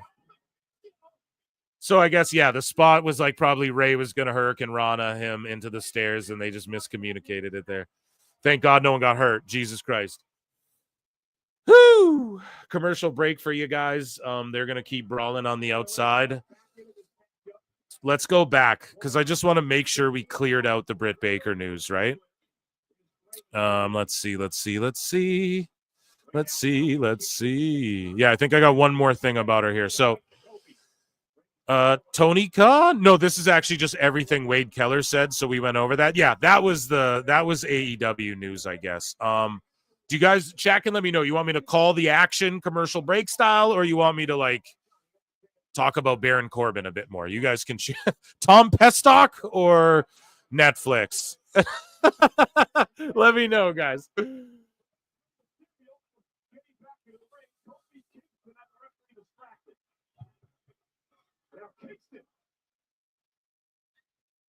Mysterio's out of shape, bro. He's like 50, okay? Don't fucking... Yeah, it's no ad for Canada, so...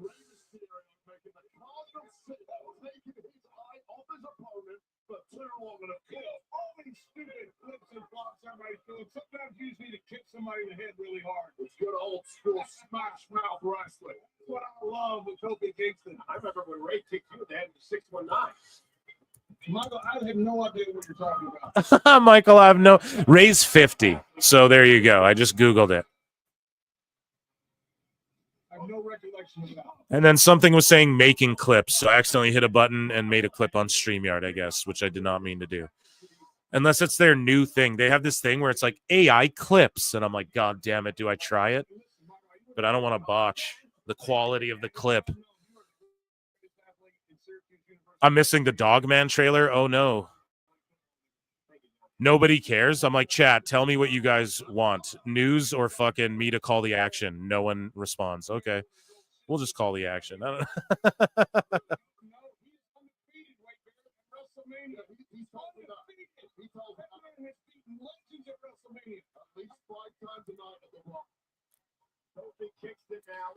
Yeah, the mask is definitely timeless.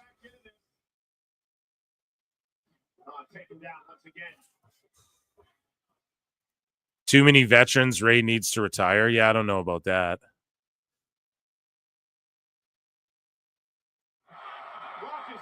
Should try the AI clip on a run-in or a commercial, pal. Yeah, I'll test it sometime just to see. Should be dope if it just did it for me. It'd save me so much time. I could just stream more. I'll just stream instead of waking up and clipping. I'll just wake up and stream with you motherfuckers. No, it's AI. It'll mess it up. I already know. See Kofi trash talking Ray. I really hope this heel boo day doesn't sour quick. It won't. They're doing such good heel work. Penta running. I like the way you're thinking. I like the way you're thinking with the Penta running.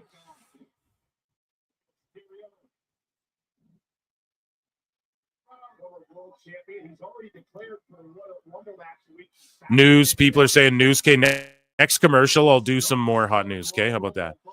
Unless it's like something crazy, I got to tell you guys, you know? Ray won the 2006 Royal Rumble, setting a record at that time of 1 minute, 2 seconds. 1 minute, I should say 1 hour, 2 minutes, 12 seconds. Easy for me to say. Someone's got a fucking chicken nugget, like that chicken nugget that's in those memes on in the crowd. That's hilarious.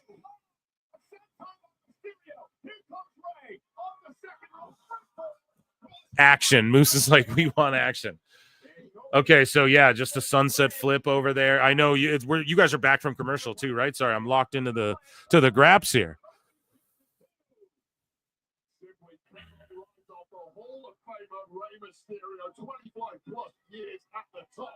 And apparently still as good as he's ever been. Yeah, it's infuriating. It's about the Utah. But yeah, Ray is 50 and looks amazing for his fucking. I just want to say that, and the mask is timeless, and he can still go. Like, what can't he do that he used to do? He can still do everything. So to me, it's like retire when you come in looking schlubby. I'm not trying to hate on. I don't want to hate, but when you come in looking schlubby, that's the word I'll use, right? Like when you clearly have just lost it, and there's, or it's like Kota Ibushi, where he's not even that old, but he's gonna get hurt every time it's like, okay, just take care of your health, man, you know? But if you're Ray, bro, you can go. And he's so light, he took such low impact compared to a lot of these other guys throughout his career. Sure, he's taken a lot of impact, but it's compared to, like, you know, the Big Show, or even, you know, a 6'4" dude slam, a Drew McIntyre. Here we go, 619 time. Oh, and then Kofi. That's a DQ. Ref saw that, like, come on. Is that not a DQ? Slowly push the younger stars up. Exactly. He's just elevating everyone. Okay, sent to the back. I like that the ref's letting it go. The ref's discretion here. But then he gloms him from behind. Come on, ref. Pay attention. Oh, roll up. 619 again. Here we go. Dialed it up. Oh, knees up on the splash. Kofi has him well read. 1, 2, kick out. There we go. They're cooking. Two vets cooking. Yes, it should be a DQ, but ref letting it go a little bit, okay? It's his discretion, okay? At least it's not like, okay, they've been brawling outside the ring for 30 seconds or 40 seconds or a minute. End this already, you know? Or it's not like Jericho putting the belt on his chest in front of... Oh, did Ray just sloppily roll him up there and escape? Okay. Okay. Damn, see, they're giving Ray the W's there. Boom, jumps him, and it's going to lead to the Penta save. And then everyone's going to cry. See, it took 1 week, and Penta's with the fucking LWO. That's what people... I promise you. Oh, no, the LWO are coming out. Okay. Just Penta has to stay away from the LWO, guys. You hear me? He has to stay away from that, or all the sickos are going to be like, see, he's just LWO, Lucha. What happened to Dragon Lee? Meanwhile, Dragon Lee, like, yeah, fucking, that's, you know, that's his business to talk about. Maybe Penta does run out here. But, like, Dragon Lee, everybody who's talking shit, I like, you know, they can go screw too. He'll be back.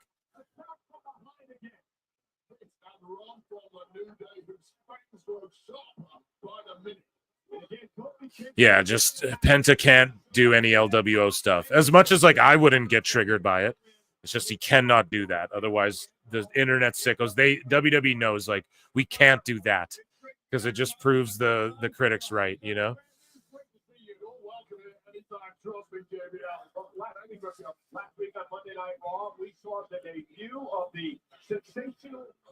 Dragon Lee is in Japan right now, exactly. And, like, I don't fucking... It just doesn't need to be... People just want... People are so quick to hate on him. Oh, they just buried him because he's a luchador and they don't know what to do. Like, they talk like it's Vince. No, it's not that. The guy's working, man. He's got a life. You know, there's like, fuck.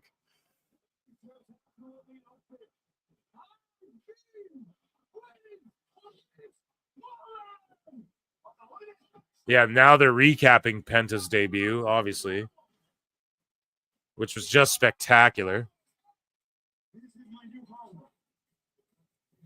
Wait, did Jim review this? That's a clip I need to fucking look up. Penta's debut.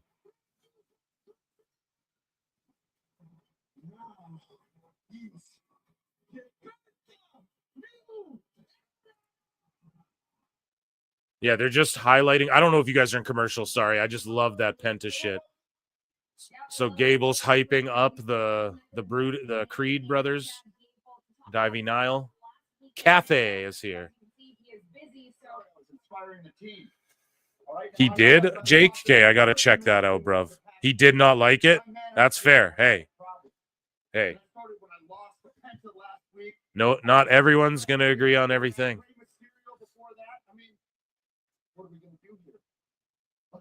So Gable's cutting a promo. This isn't commercial, I hope. Sorry, Chad. I'm listening. Chad Pro. Okay, good. Yeah, you guys are seeing it. Dominic Mysterio. Okay. And Ivy's like, what? The faces Ivy's making? She's in the back, like, what? What is he talking about? Championship with my name written all over it. And those tag titles should have already had our names on them. The Warriors, they stand around and they post about one more injury, we're going to be done forever. Like, there's something to be proud of there. What is there to be proud of there? There's nothing. So we're done asking, and we're telling you right now, we're going to take those titles away from the team that's at the end of their career. Instead, we're going to. Here's the problem. Alpha Academies, I know compelling radio, sorry, I'm trying to listen to the promo. Alpha Academies talk so much shit, and they just lose all the time. So it's like you're not believable because you've just lost everything and have never fucking. So maybe they will start winning now. Obviously, that's the next move, or else they're just jokes. But them saying this for the millionth time, it's like, we already know. And then Maxine's talking to someone back there. Sammy's coming up, and we have a commercial break, I believe, on Netflix. So Carrion, I'm going to call the action here. Carrion's with Scarlett, who's looking like $1 million. And they're standing like with their backs to the crowd. And Jackie, who also looks like $1 million, is interviewing them.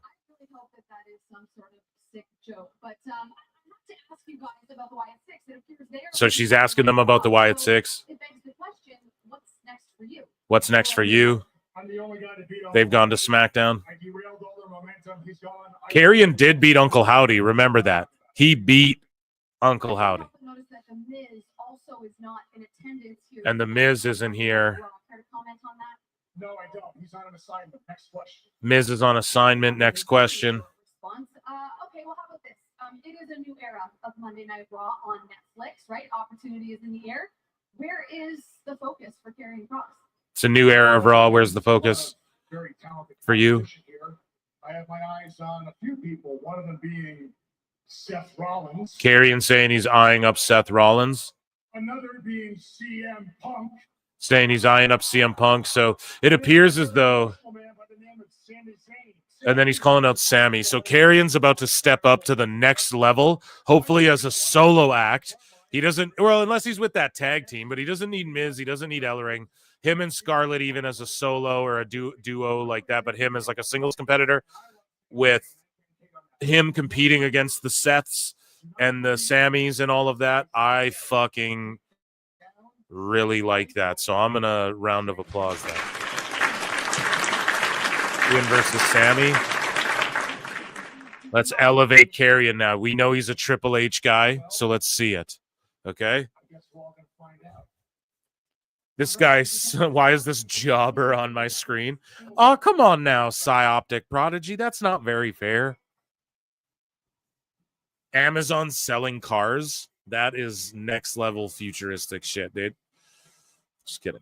Do they ship them by drones or what? No. Just only in New Jersey. No. Cross will have to cut his hair, though, for his helmet. Yeah. Domino's ad. Well, as long as Jericho's not pizza cuttering Nick Gage in picture next to it, I think you'll survive the Domino's ad. You know what I mean?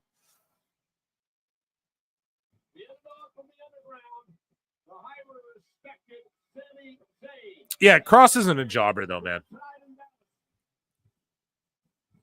And Sammy's coming out. I'm not sure if y'all are watching this on the flicks or not.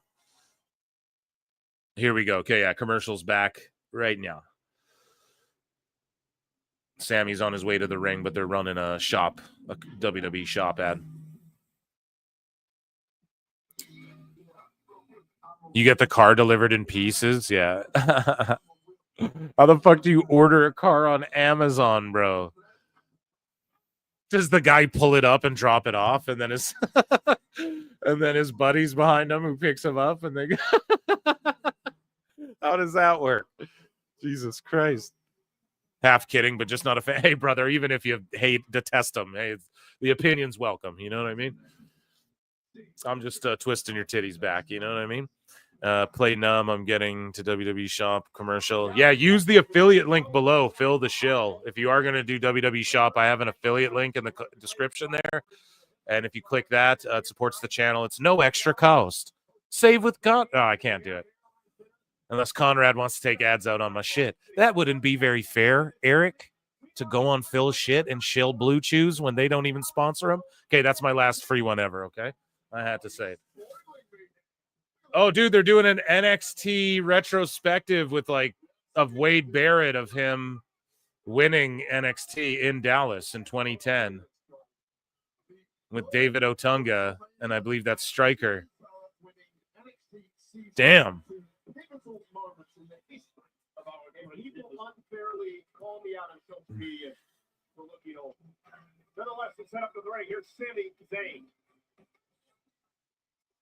I want the Living Dom shirt. I would love that Jacob Fatu shirt. Yeah, grip them. Use that fucking link. And yeah, you support PWT, and it's like a affiliate thing. You guys know everyone was complaining, oh, WWE has the affiliate program. Yeah, you should stop being mad and sign up for one, bro. If AEW had it, I'd sign up for that one too. Motherfuckers. Here we go. Let's hear what Sammy's got to say. This is my guy. Canadien en français. I'm just going to get right to it, tell you why I came out here. Because I spoke with Adam Pearce. Ska music in 2025.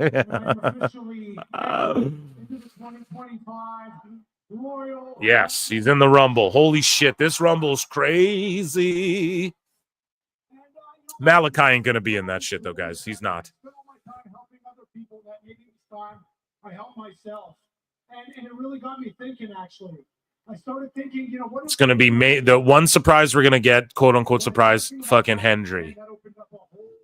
And then other than that, it'll just be the roster. Like they have 30 guys, right? The women's, I think, will be sort of like last year where we had like 4 or 5 different holy shits. That's, I think, what's going to happen again. And it'll work because we get Cena and shit in the Rumble. And The Rock could just be like, I'm in the Rumble too. He could just do that. We don't know. He could just show up at the Rumble, not announce it, and just be there. I'm number 30.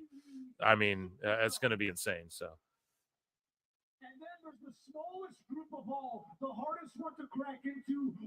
Yeah, Rumble is stacked. They could move it up to 40. And yes, Hendry will show up, dude. That place is going to fucking explode, too. And I don't think... This is my prediction, okay? I'll X-Files myself as Sammy's cooking right now, by the way. I'm trying to listen, but I don't think Masha will be in the women's one. I don't think she will be, but the men's for the first time, the men's TNA World Champ will come out with the belt. It'll be Hendry.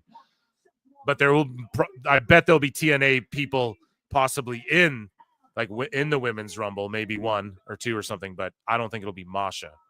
Maybe it will be, though. That seems like the likely person, but I don't know. For some, I just have a feeling.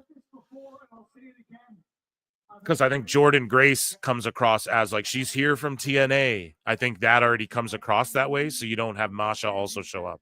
I just don't think that's the way you do that, right? Sort of undermines.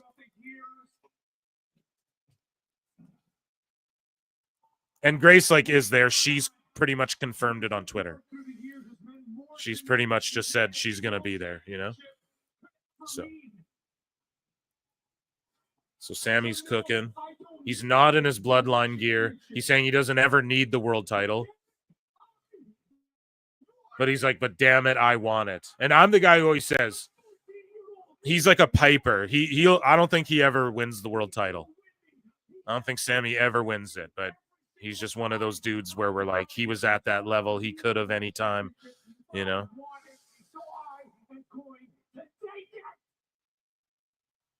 What's good? How's Raw been? I'm late. It's been really good. Ooh, KO. Okay. Okay. Hold on. We're cooking. We're cooking. The Rumble's going to be great. Ding. Yeah, it's going to be so good.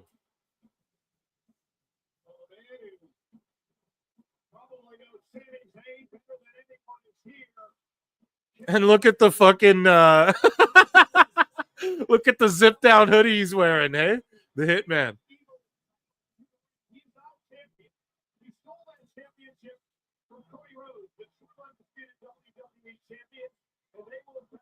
Here we go, man. Now we're heating up.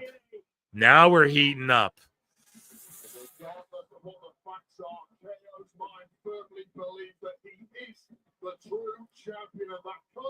That winged eagle, you don't like that or what? I like it, but they got to hurry up and end that shit. That feud, right? Like they gotta have that ladder match already. Because I'm not hating on it whatsoever, but you know, we brought it up on the show. There's that design that could be the new belt, and it's like we got to get to that point as a mark. I'm like, I want that new belt. This I enjoy it, but people are like, it's a replica, and it clearly is, so it looks goofy. I don't know. I didn't really notice it till people pointed it out, and it's like, yeah. But to me, the winged eagle's always where it's at. In fact, the one after, like the more circular one with the blue, I fucking love that one. I had that replica when I was young. When I was a kid, I had like the plastic Walmart version of that or whatever. Yeah, but that's just it. We just need one belt. That's exactly it. Because it's just AEW's it up when everyone's running around with a belt. But this is why WWE can get away with it, because they don't do it all the time. Here, I got to listen to this. The whole world saw what he did to Cody Rhodes when he teamed with Roman Reigns. So how's this going to go down? Oh, come on. You think this is what... You think that's why I'm here? KO's like, oh, come on now, Sammy. You think that's why I'm here? Look, I'll admit that when I saw you team with Roman Reigns... That's the big eagle, Phil. Yeah, dude, that's the one I'm talking. I love that one. I was pretty upset. Okay, I'll admit it. But then I started thinking a bit more on I like both. But this one KO has is whenever I start a universe mode on 2K, that's the belt I put on SmackDown as the WWE title. Then I use the big gold on Raw every time. Just like you and I have a lot of history. And you know, Roman did some really terrible things to you that you chose to overlook. Just like I am man enough to admit I did a lot of terrible things to you in the past that you also chose to overlook. Actually, it's not that you overlooked them. So you overlooked things. For anyone just listening to me, I'm so sorry. I know I'm just trying to listen. Terrible radio. But we're all together. That's what counts. Sammy versus KO. Yeah, that's going to go at another Mania, I bet. I think, have they thrown down at a Mania yet? I bet we get them one time where they do all the crazy shit they want to. You're my best friend. You're more like a brother to me than a friend. I've said this time and time again. And that's You're more like a brother to me than a friend. Thank you for being a friend. Win the Royal Rumble. He said, Sammy, you will win the Royal Rumble. I know you will. I've known for 20 years we'll win the Royal Rumble. You know what? Because you deserve to win the Royal Rumble. You deserve to win the Rumble. You deserve to go to... they were both in that IC ladder match that Cardona won at 30. Okay, but that doesn't count. I'm talking one-on-one. But thank you for that. Jake always has the fucking factoids, man. Think of everything we've seen each other do in this business that we dreamed of doing 25 years ago when we first met. Huh? We main evented WrestleMania together. We main evented WrestleMania together and won the tag titles. Oh, yeah, right? Because they beat the Usos together. But them one-on-one, you know how fucking Jim Cornette describes how these guys wanted to do shit in Ring of Honor? They're going to let them do one of those one-on-one at a Mania where they can just do whatever the fuck they want. You know, you see all those old highlights of Generico and Steen. That shit, they'll let them do that one time at a Mania. It's like, before all is said and done. I truly believe that because they just have chemistry. They're real life best friends. They deserve it too. They're like top level guys who've always put people over, help elevate people as well. So you got to let them have their match against each other at Mania, just with no strings attached. I've got your back. I do. So KO's saying, I've got your back. I've got your back. I'm going to walk out of the Royal Rumble as the WWE champion because just like you had Roman's back. This is Kevin being real right now. Yeah, I agree. Mania 36, Sammy versus KO. Boom. So I just know it, dude. You're my best friend. right on. But that was under Vince's shit, man. That's all I'm saying. I'm not saying they got to go full AEW. I'm just saying that they're going to go full Ring of Honor when Ring of Honor was the shit, you know? I don't know. No reaction, though. People kind of sitting on their hands at the end of that, but it's because it was real, I feel, yeah.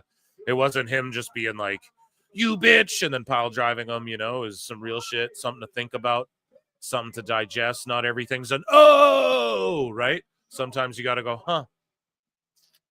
I wonder what he's thinking, you know, and then Sammy's selling it with the facials there. I wonder what he's, you know, maybe he's right. Maybe he is right. Ah, the Saturday night main event theme. I've never seen El Generico. He used to do some wild shit, man, back in the day. Bow, bow, bow, bow, bow, bow, bow, bow, bow, bow, bow, bow, bow, bow, bow, bow, bow. I don't know if it's commercial, but we got Sheamus here with Kathy Kelly.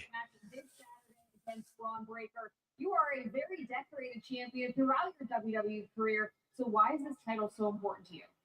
You know, Miss Kelly, some people would say I have the perfect WWE career back. You got my back on what? What are you guys beefing in here again? No. KO psychosis. Yeah, it's the KO fucking. But the ironic thing is, the IC title is the first championship that drew me to WWE as a kid. And I have been chasing that as an obsession for the last 5 years. And I have been so close on so many times. But guess what? SNME theme sounds like a video back in the day. Yeah. Saturday night's main event. I am going to first athlete Tango Braun Breaker side. I wonder if Sheamus gets the IC title at SNME. I just don't think they take it off Braun yet. But we thought that about Jay, and then they jumbled it around. But I like Sheamus as that IC title hunter. And what I like about Braun and his character is he always confronts people, even in NXT backstage. He'll just run up on you and be like, what's up? And you're not just going to start a fight with him because he's young, explosive, and he's a savage, you know?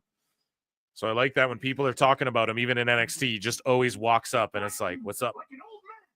I talk that shit now, you know?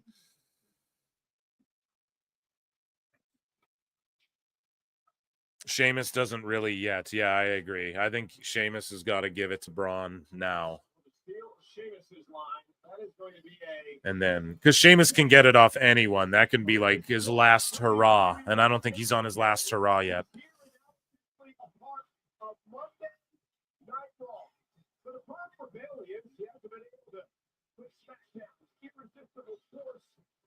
Bayley versus Nia. So they had a good match that exceeded expectations the last time they linked up in a one-on-one.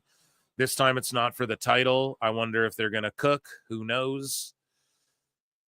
Here comes the goddamn moves. You're such a... Okay, so commercial break, and Jackie is talking to Ludwig Kaiser. So no hot news. I am commentating this for you guys. She asked that, knowing Sheamus will get a shot at the IC title. Does it sting a little more for you, Ludwig? Against Sheamus, everybody knows we are going to go to war, and that is Kaiser saying him and Sheamus are going to go to war. It's what they did once again. But we're going to war, you know, or they did go to war. That match, and you know what? That happened. I lost that match. But, he admits it. It is all good. It is all good. It's okay. On the direct path to a championship that I want to, but deep down in my heart, I know I will get there. He's not on the path to a championship. that he wants to be, but he knows he'll get there one day, and now he's yelling at the people. He's like, you people better admit that I'm going to become a champion, you know? As you can see, Jackie, I am not worried because there is nobody to be worried about. Take a look at our locker room. I mean, who should be worried about? Moose has a pass not to be. Yeah, he's the one guy we all just kind of got to take it over here, okay? You know who I'm the least impressed with? The man that everyone's talking about. Our new favorite match showman, Penta. Oh, he's calling out Penta. We're going to get Ludwig versus Penta, bro. He's calling out Penta. You fucking mark! Yes, let's go.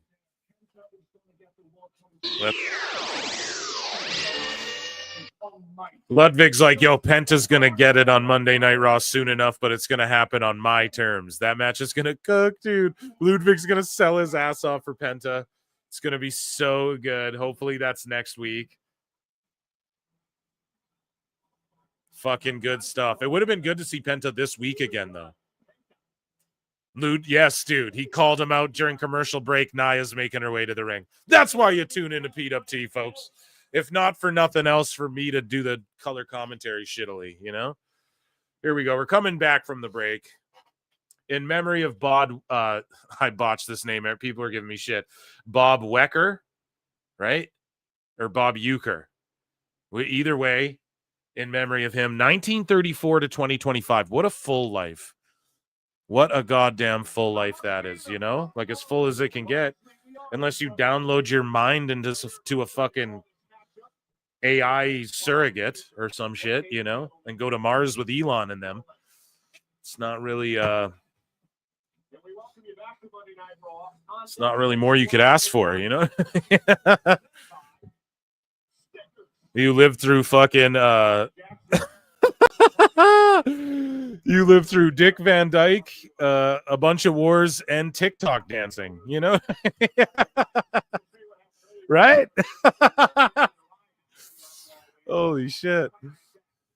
Euchre. Thank you. Thank you.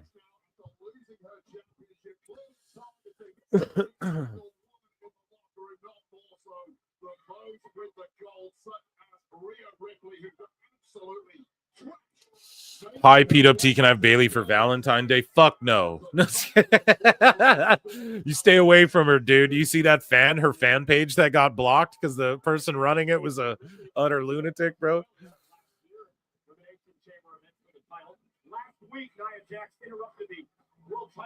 Raw ended at 2.5 hours or 3 hours tonight. We don't know yet. That's the beauty of it. Could go 4. Roxanne Perez. Roxanne Perez. Wow. Sitting in the crowd.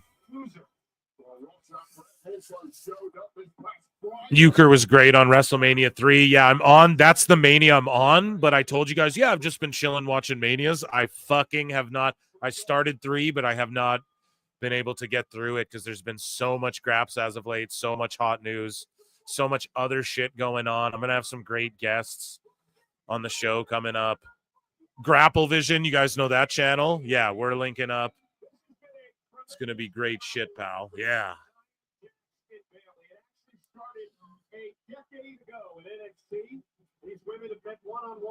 The When Wrestling Gets Real guy. You guys know that channel? Yeah, we're linking up, man.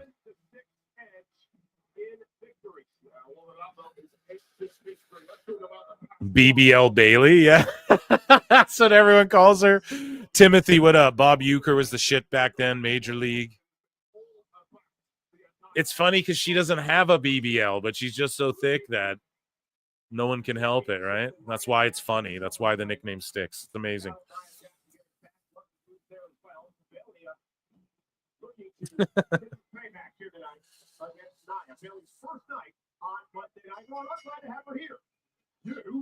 Haxel, the great BBL. She's way thicker, yeah, but that's just working out and eating, bro. You know? You can tell, you know what a BBL looks like, dude. It's fucking. Okay, look at this. Going for a big power bomb. I don't know, powering her up again. F5 position, fireman's carry rather. Kicks off the ropes, tornado DDT. So high impact moves early here. It's like they don't got a lot of time or something. No.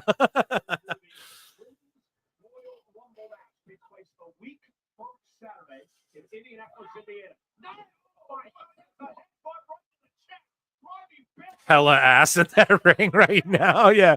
I ain't never seen a butt like that. Oh, shit. In a good way.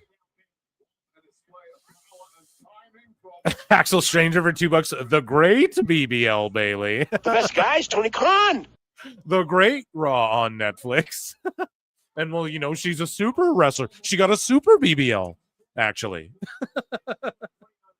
A super BBL. In Mexico, you know, they draw on the most casual BBL. Jesus Christ. You ain't hyped for $5. This already had a back and forth with the sicko. I pointed out the difference between WWE and AEW, which is the booking and producing they never understand. Right. It's just the fact that you care about the characters goes such a long way. And the production is next level to the point where these sickos don't watch other fucking sports, bro. And the other sports steal from WWE now. Right? And they have been doing it for a while, but WWE was also kind of taken from like other big sports too, because you have to. But the way WWE does some of this shit, even the dumb stuff where Vince is like, yeah, when they come out, we're going to put two snakes that look like giant shits in the air next to Orton, or those floating graphics. Like, even though Vince was out of touch the way he was doing that, and people don't want that in their wrestling. Watch football, bro. You watch the Panthers, they have a fucking panther running around the arena and shit. They got that from WWE, and even out of touch Vince, who is innovative regardless of what you think about him, like as far as when it comes to TV and production and fucking you know, he was behind on that Kevin Dunn shit, wouldn't let him go. But that's also a guy who, you know, the old stories is like, you know, Kevin Dunn saved the fucking the old tapes from a fire his dad did or something, or is that Kevin Dunn, or is that another guy? I don't remember, but Kevin Dunn is a dude that, you know, Vince was just a loyalist, so that's why he was around for so long. But yeah, that's just it. The production is something too that needs to, and people are like, I don't want it to be so cookie cutter, but it's like, no, TNA gets it too, and I've put it over. Their tape shows are so good at getting over the like what moves need to be seen and when, you know, the production's just on point. AEW, people are doing cool moves and they miss them a lot of the times too. And or Taco Bell commercials pop up or whatever. It's things like that as well. But I could criticize the TNA pay-per-view. Like, there was a lot of shit during that was like, you know, where they botched, but they're also live and they're getting the hang of it. Hopefully they get it all worked out by Thursday. We're in commercial. The screen went black, so it always fades to black for me, the way it fades to black for y'all if you're watching Canada Netflix. But it fades to black, and then Bailey's just on the ground. So she's like working the crowd or whatever. Like y'all saw, it goes to black, it pans back from black, and then it's fucking Bailey's just on the ground. So I didn't see what Nia did. And then Nia threw her in the ring, threw her in the corner, did the butt splash, but like was smacking her booty first, and then threw Bailey back outside the ring, and they're just doing a ref's count. And Nia's just working the crowd and whatnot. So that's my commentary. The Sky Cam on NFL was an XFL thing first. Boom. And that was Vince, you know? And like, obviously, fuck Vince, feed him fish heads, you know, as they say. But it's I'm just saying, as far as his innovation, he was, you know, television-wise. Even this streaming shit for wrestling, this is crazy. Soon it'll be all sports. Or UFC's about, their TV deal comes up in the next year. Guess what? They're going to fucking Netflix too. And that's going to be crazy. And you'll see the bull riding shit on here. I bet you'll see their boxing league that they're starting in Saudi Arabia. Scoop slam from Nia. Are we back from commercial? Let me know, chat. Sorry, I'm babbling while I'm pinning a kick out. Ad still. Give us KO with the mean Zoltan. Yeah, that's a great one too, with the Mean Street Posse. That's funny. But Zoltan, where did that come from? Dude, where's my car, right? Isn't that what that's from? Roxanne reminds me of AJ Lee. Yeah, I think she was like very much inspired by Lee and Punk and that sort of thing. LOL bull riding. Yeah, that's what they have, like a pro bull riding. It's because of Dana White. He's so in love with it. And he's like, dude, it's fucking dangerous. And these bulls are badass. So they own Power Slap, bull riding. They're starting a boxing thing. This is all TKO. They own WWE, UFC. And I was going to bring something up about that as well. God damn it. I don't know if today or we should save it for Wednesday. It's very AEW oriented, but I'll give you guys a teaser. Y'all want a teaser? Tony Khan is fucking getting involved in MMA or is going to involve another MMA fed in AEW. I'm going to break it all down tomorrow. But that a company that's been talking shit with all of these promises of rivaling UFC and paying everyone more and giving them healthcare and retirement when they're in all this shit. Same shit AEW is talking. There's this new fight league, right? And they're signing all the ex-UFC guys up. It's no joke. I'll break this down tomorrow. And Tony McCon might be getting involved a little bit. You fucking so that's all I'm saying.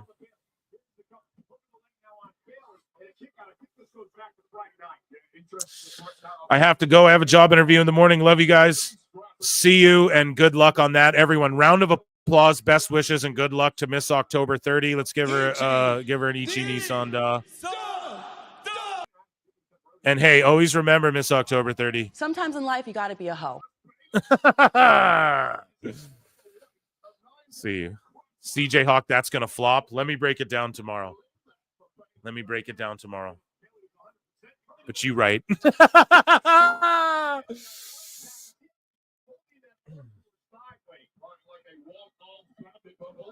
So Bailey's just dropping elbows, brother. Ooh, yeah. Pimpin' ain't easy. George. Pimpin' ain't easy, bro. Gentlemen, this is Monday Night Raw. We're live tonight, sold out at the American Airlines Center. It's dumb as fuck. Yeah, bro. I mean, hey, that's the bull riding. Yeah. Fucking so is Power Slap. They're putting money into it. You know what I mean? Don't hate the player, hate the game. You know what I mean? People want to ride bulls. Might as well try and blow it up into this big thing. Get the best bull riders from around the world. Make them fucking compete. Try and blow it up. Make it go viral and shit. Saudis are just spending money like no one. They have infinite bucks, you know? So just let them spin until they're fucking blue in the face. Exclusively known for power maneuvers. Now it is all a mental game for Jeff. Yeah.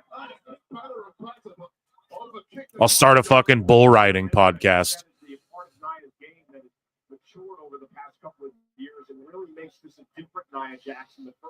See that? Look at fucking chat getting behind Miss there, October 30. I just love that. I love this community so much. And we're getting bigger and bigger. We must welcome more with open arms. With arms wide open. Rather bull ride than power slap. 100%, bro. Power slap is the dumbest shit ever. Is anyone else get a glitchy thing for Netflix? I got one or two now. 170 million are watching live right now. Jake Paul, you can't tell me different. I rewound it a bit, chat. I might be like a minute behind y'all. I'm like, hey, it's fucking lagging twice here. Fuck is going on? Might just be me, but it got all pixelated there like did during the Tyson fight. Now it's not that I backed it up a bit. So here we go. Millions and millions, the millions and millions. You know, how many are watching, dude? What the fuck? Maybe it's just my shitty internet. Who knows?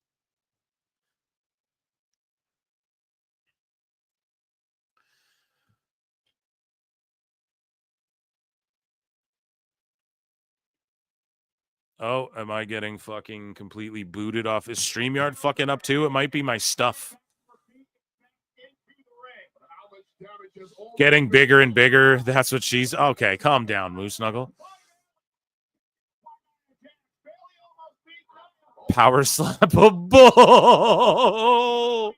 Power slap a bull. That's amazing. TK needs Bappa as his MMA expert. Dicey. He'd do it. He'd fucking do it in 2 seconds, man. You know it. But yeah, I wouldn't be shocked if we saw Bappa fucking sign with. It wouldn't shock me at all if he grifted his way into that. How could millions not want to see the cake? Yeah, I don't know. Thank you. Yeah, people are tuning back in. I might have just botched out and got all robotic. Sorry. Still to come, Penta versus Pete Dunne tonight. Penta versus Pete Dunne. Oh, shit.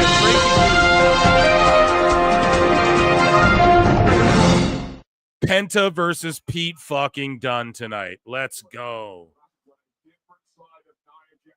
Let's go.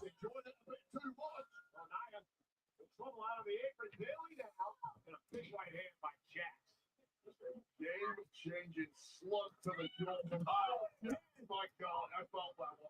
The back shoulder into the post. Nia Jax is dissecting Bayley here tonight. And now, oh, goodness. Just tweeting out here. Crushing those ribs against the steel ring post. The official back step in for Bayley's squashing. So apparently,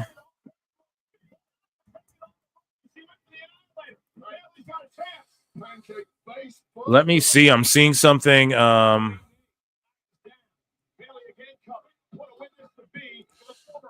me see. I'm seeing something online about like Swerve and Lashley don't want to work together. Is there any dirt sheet news? Chat, get on it. Chat, get on that shit. I'm seeing that Swerve and Lashley or something, but it's just Mark's talking shit, and I'm trying to watch and do this show. Someone find out if there's any dirt sheet credibility, and even though that's not credible, but you guys know the least I can do is say, well, this dirt sheet said it, and I'm not the, you know what I mean? Or I'm not the one fucking just reacting to Mark's talking fake shit, you know? Like some guy at NoDQ.com this week was like, oh, they're not happy with the max numbers. That's just some guy's opinion. Everyone tweeted it out and ran with it. And we know they're not, but like that, there's no proof of that yet, you know? So we need proof or we need one of these stooges, one of these useful idiots to say some shit and then puzzle piece it from there. So if Lashley and Swerve really don't want to work together, someone's gotta fucking fill me in on that. Yeah, power slapping a bull, that's the funniest thing ever.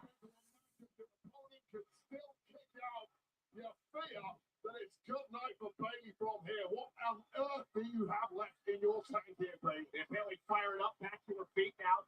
Understand she has control. Wait for the belly at belly. Injured shoulder gave out. Bailey still fighting back, though. Flips Nia in the back of the knee. As resourceful as they come, and she has to be at this point. Uh-oh. Pop-off the Mountain Drop. Knocking the stuffing out of Bailey. Oh, senton. Well, Bailey's just a carcass at this point, Michael Cole. It was a valiant effort by an injured Bailey. Damn, squished her, rather. Yeah, McIntyre was just trashing WrestleLamia. That shit was hilarious. Overwhelming offense, a staggering amount of force thrown at the body of Bailey by this woman. What did WrestleLamia do? He just said something. I can't remember. It was like a TikTok ban lasted this long, and it was like Drew McIntyre with the world title. And then someone was like, fucking. Someone was like, what the fuck did they say? Sorry, I'm just watching the show. Oh, sorry. Drew responded and was like, just called him a mark, basically, and buried him. Mrs. C says, can we change the name of the bonsai drop to the camel toes drop? Oh, come on now, Mrs. C. That's not very fair. Nia's punches suck ass. Yeah, she just doesn't want to hurt anybody again, you know? That's what I'm scared of. Or it's like that's what she's scared of, but she's got to just trust herself and just not glom Becky or someone when they're not fucking paying attention next time, you know?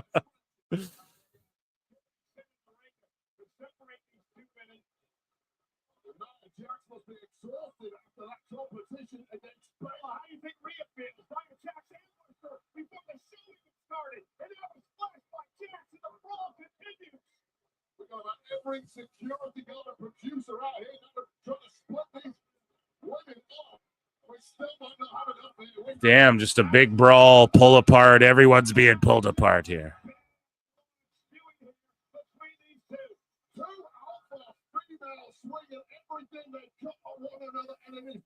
Damn, just a brawl craziness.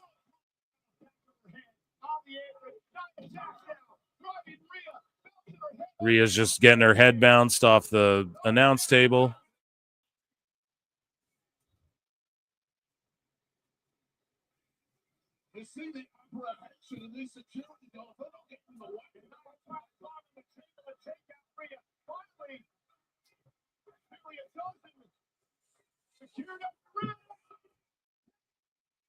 Okay. There's a dive off the table.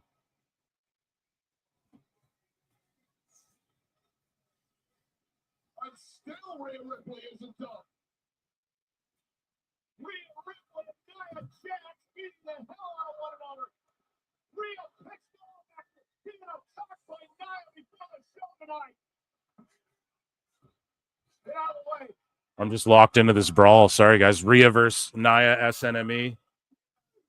Amazing. They should their song should be Saturday Night's All Right to Fight. Just kidding. Then learn. Read and learn. You better read and learn, or else you don't know the television business or football. Patrick Mahomes.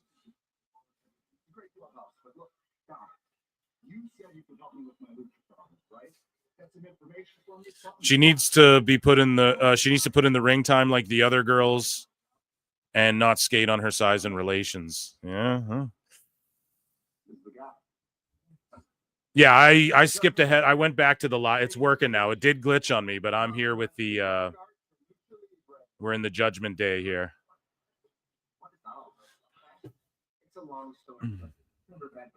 Meltzer studies this. It's his field. The best guys, Tony Khan. The best guys, Tony Khan. Listen, this is serious, all right? We're going to forfeit this match if we don't get it. What if I replace Finn, right? I don't think he'll mind, right? As long as the tag titles are back with the Judgment Day. Plus, the one's looking a little empty. Yeah. Yeah. I love that they're always playing 2K. Yeah, Liv is going to break off here. Oh, no. He's going to love this idea. He's going to love it. Seems like you're quite the mastermind now, Dominic, huh? I just hope that this prank goes better than the one that you had for a match with Rhea. What do you got? So she's still pissed at him. Liv's still pissed at him. You can't take a duck, my little honey bunny? Oh, I have an idea for you as well. I know you're not mad. Dom has an idea. Make it up to him. She's curling his hair, his mullet. Let's go. Okay, she's down with him. Raquel pushing Carlito away. That shit's funny. Are you guys in commercial or no? Oh, no. You got, okay, so they're playing the Lyra fucking vignette here for the IC champ. Finn Dom feud happening. Yep, that's going to happen, man. Because the whole thing is Finn's like, there's no leader, but then he is trying to be the leader. It's been that way the whole time. Like, he was mad that other people led, and he wants to be the leader, so he's going to start leading, and they're going to be like, ugh.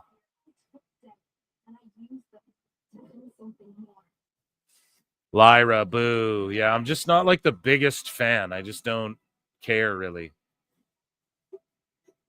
You know, is that a bad thing? I don't know. She's a great wrestler and everything.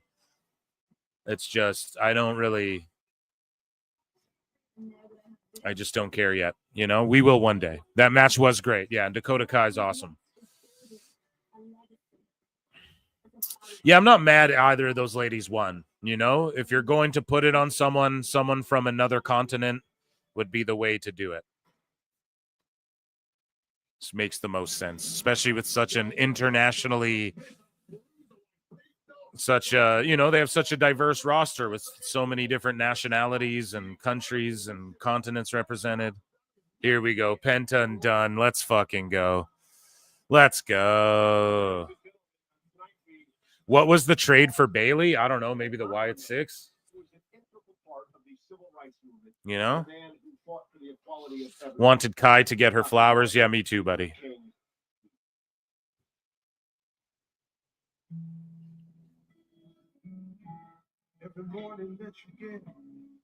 Commercial break. So they're honoring Martin Luther King right now.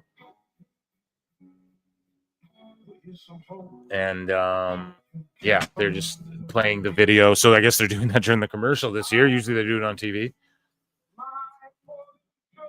Oh, MLK tribute. Yeah, that's what we're seeing right now.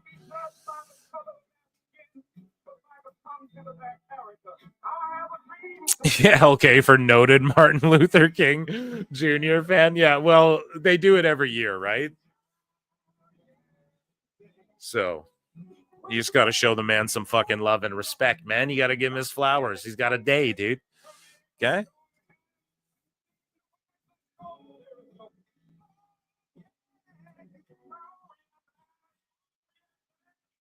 Free at last.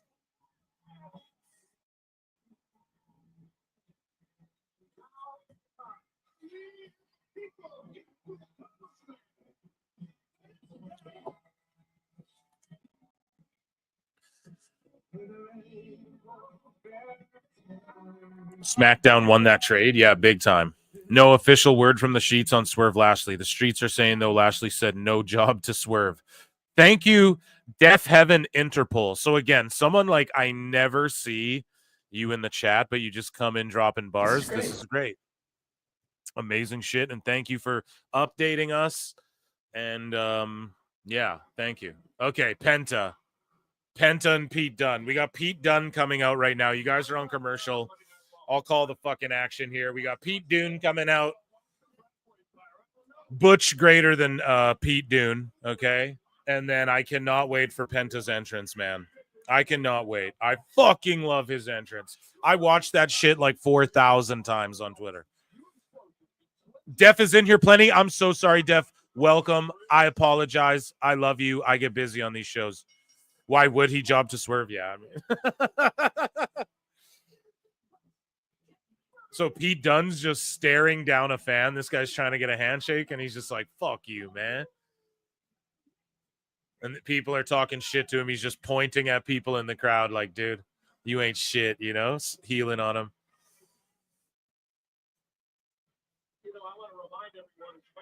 OJ Simpson. Moose Knuckles, shut the fuck up. No.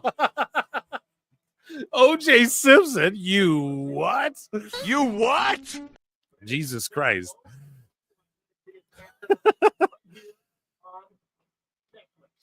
Left side crew has to be Penta. Yeah, they're gonna build him up, obviously. And then next up, it'll be him versus Ludwig. You know what I'm saying? This guy says love this channel. I love you, buddy. OJ Simpson finisher would have been the backstabber, you son of a bitch. No. Okay, no. You more. What? You son of a bitch. Pete Dunne has the mic. Oh my god. Oh my god, dude.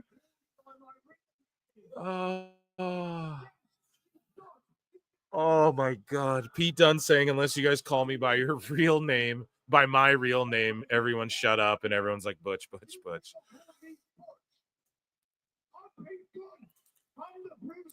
He says, I'm the bruiserweight, the hidden blade. Oh my god. No, dude. None of those, okay? No OJ in wrestling. Nobody wants that, okay? Jesus. Oh, man. Okay, back from commercial. Zombie Boss for $8 Australian says Tempest from Wrestle Talk said in his review for AEW that he hasn't seen a problem with their booking. What a mark. Yeah. You fucking mark!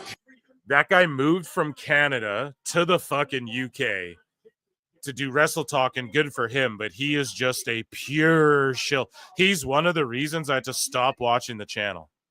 I was like, word, they got a guy who's reviewing shit that not everyone's watching, and he is so just shitty, bro. I can't even explain it. And it's not that you have to like, if you're honestly like WWE's booking it, I don't like it as much as AEW's, but to just say there's been no problem No, it's not bad. That last Dynamite show, there was a run out after everything.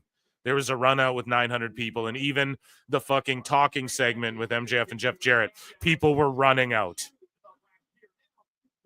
and like separating them, security and shit. You know what I mean? So no, you can't say that's good. You can't do the same thing 5 times on a show and say that's good. It doesn't, just objectively. That's where subjective taste, okay, we could debate that. I might like different things than you. That's fine. That's like AAR Gold today. He tweeted at me, that Cloud Chaser dude. He's like, you're a pussy. I've tried to discuss with you on here. And I'm like, bro, you ducked out, man. And I was like, and you just want to talk about subjectivity. So there's no discussion because you like this and I like that. So that's not a real, but if you want to talk about like objectively what's better and why, we could try and do that, right? But some of that is also subjective, but we could quantify some things with measurable data. We got Seth Rollins backstage getting a pep talk from Sammy. I'm not sure if you guys are back from commercial, but yeah, it's you have to be able to admit at this point there's a problem in AEW's creativity. You have to, or else you're just lying. You ain't hype. OG did have one hell of a finish. Her, you son of a bitch. You son of a stupid idiot. You goddamn sickos. Oh man. I had one. I shouldn't. I was gonna say, or the Impaler, steal Chelsea Green's. Or steal Jacob Fatu's. That's so bad. We have to stop. No more. Okay. Thank you. Fuck you. Bye. Boom. No more. OJ. God damn it. You guys are actually popping me with those, and they're so bad. We should not laugh at that. Okay.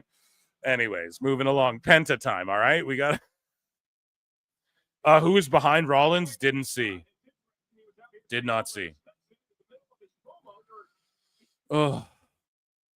Too funny.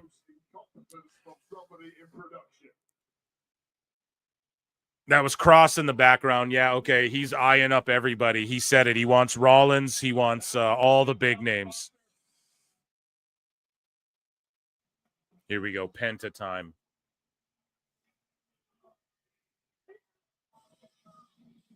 Boom with the firewall. Hit the fire.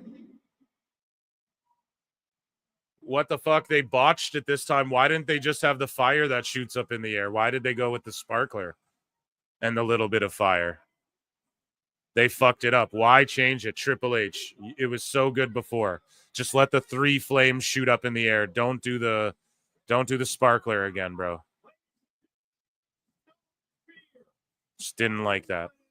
But yeah, everyone's popping huge for him. Little kids are doing the Zero Miedo. That's what it's all about. Him and Dunn are about to cook.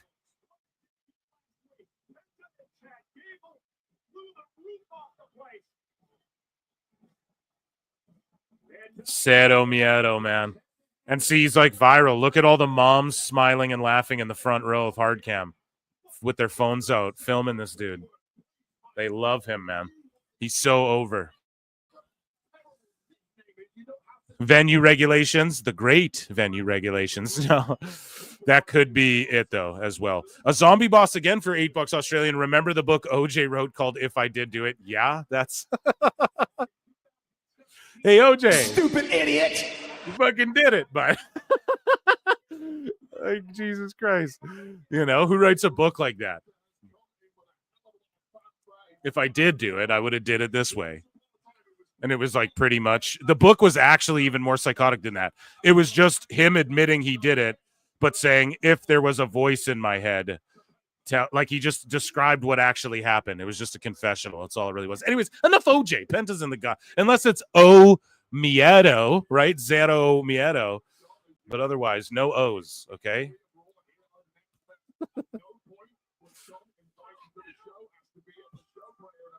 This is an opportunity for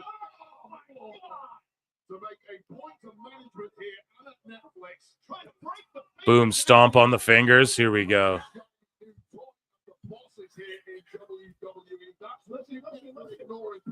And then Penta versus Kaiser too next week, like probably next week or the week after. And I was talking shit too. I was like, dude, I would have had Penta's next match on Raw. I wouldn't have waited.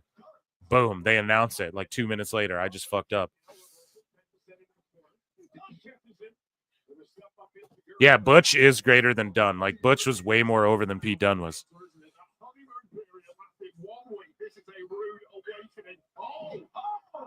They mentioned Rev Pro, yep. They mention everybody.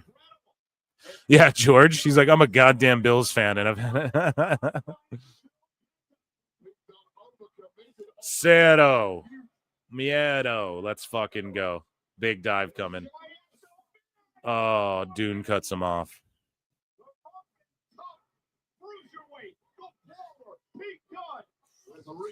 Oh, the X-Plex on the fucking apron. The flipping, like the suplex bomb, whatever you call that. So they're headed to commercial. They announced Penta versus Dunn on X before. Yeah, so I didn't see it, you know? Like, I just came on the air. I didn't actually know that, so. So, yeah, they're just getting counted outside of the ring. Yeah, Dunn's stomping fingers. Like, he's just going after the hands and fingers. Crowd is hot for Penta. Hell yeah. Yeah, maybe building restrictions, but I say just go with the fire and have the fire shoot up in the air wherever you are. Don't do the sparkler wheel thing. If you can shoot sparklers like that, you can have some little flames pop up behind them. Just lower the flames. Because they had it. They had little flames behind them and then the sparkler thing above them. So why not just fucking do littler flames or whatever? I don't know. But yeah, Dune's doing all this break your finger stuff. And then when Penta breaks his arm, we're not going to feel bad, you know? Apart from that being his moveset and stuff. Cero Mieto's getting over in the crowd, yes. So is his merch. Number one merch seller, Penta is. For WWE. His mask and his shirt are like 1 and 2. You know Tony Khan owns one. No.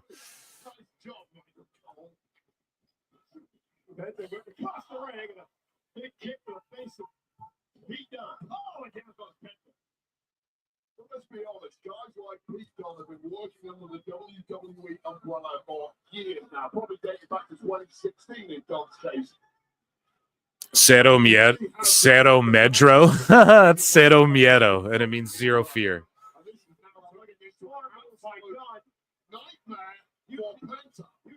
Roxanne Perez kicked a fan. Where? Ray Phoenix merch in AEW? No, they got rid of that because Penta debuted on Raw, so they can't have none of that.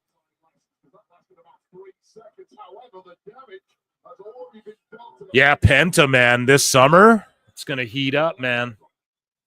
Fucking Lucha Bros. The Fuego Brothers. They're going to heat it up, man.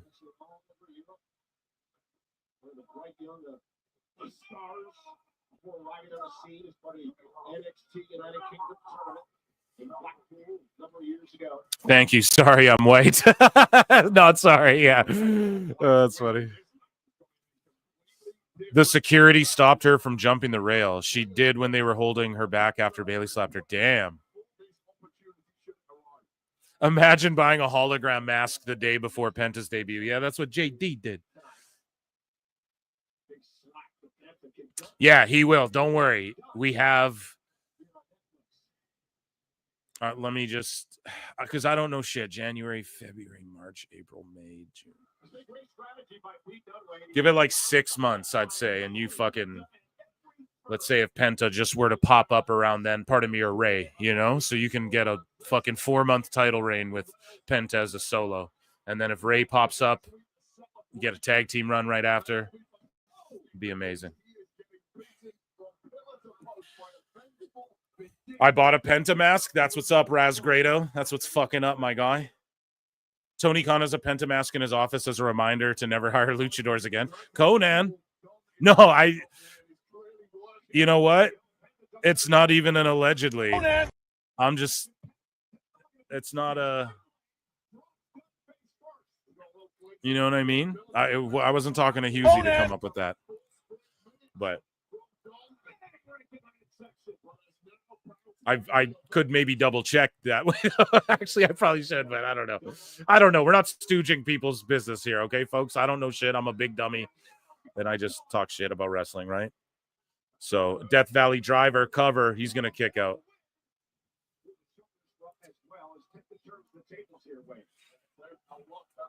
Consider becoming a PWT member. Yeah, dude, that'd be sick, guys. 99 cents if you want to support and everything. But people are publicly tweeting at Ray, so just expect it, okay, guys? Sooner than later. Like Carrion's like, you know, my brother. I'll see you, mi hermano, or whatever he's saying. He's like, well, I'll see you when we, you know, when you get here and stuff. So let's just, you know, if we think about how long Ray's shit was frozen for, right? I'm just deducing. Nick Chivers for 2 the Destroyer, dude. The Chivers Destroyer. Nick Chivers says, giving Raw an A+ for Cole calling Dunn a bitch. Oh, God damn it. Yeah, Cole goes hard now on Netflix, bro. It's good stuff. Here we go. The big dive. Amazing. And then Butch just sells it like $1 million.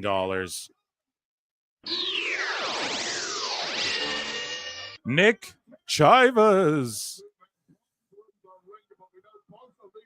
Everyone bought a Penta. Yeah.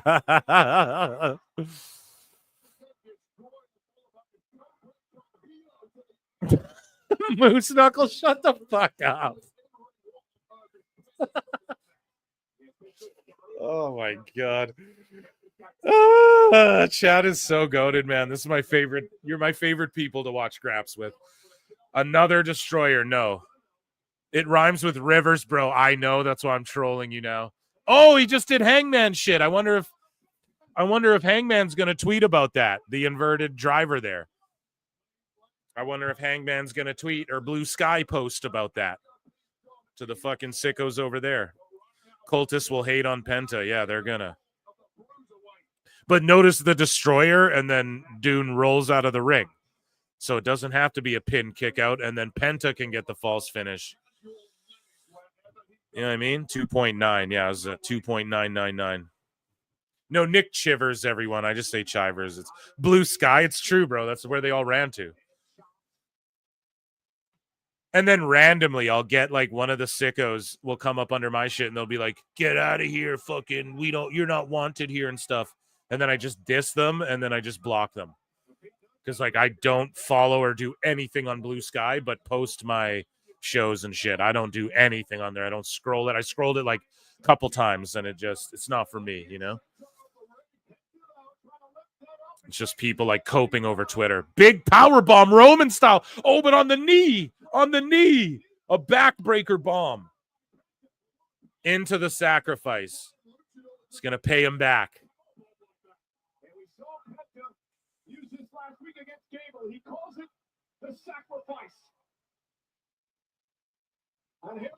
Boom. Snaps the arm there. Oh, good Gox, Alt Jake says. Gox is what... See, it said marker created. Why is it creating markers? What buttons am I hitting? Oh, good Gox. I was going to say Gox is what fucking Meltzer says to...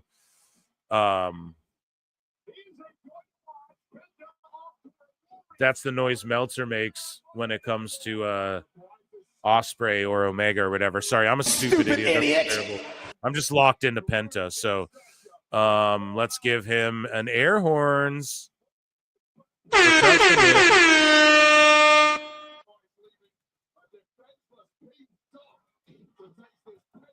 Oh, I know what's happening. I had a button sticking. Okay, so I'm hitting the B button and it's sticking, and that's what. So it keeps taking clips. I guess we discovered how to do clips on fucking on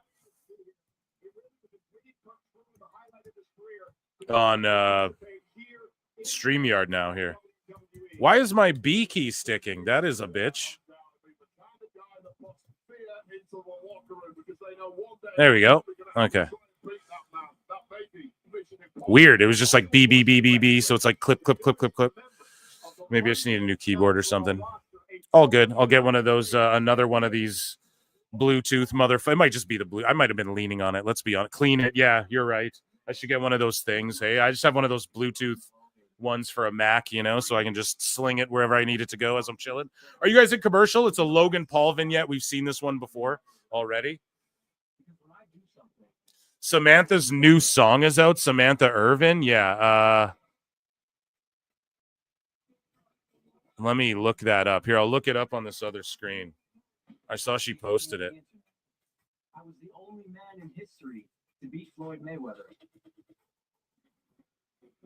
Logan Paul is the only man to announce or to beat Floyd Mayweather. It's like you didn't beat him, but I know he's just working. But like as an MMA fan, it's like, bro, he carried you, and you're 100 pounds heavier than he is. Yeah, but what's her single? Like, she posted on Spotify. I'm not about to pull up Spotify and listen to fucking ads to hear it. Someone's got to post it on Twitter. You know? I had it bookmarked, I thought. You're looking at the GOAT. Fucking Logan Paul.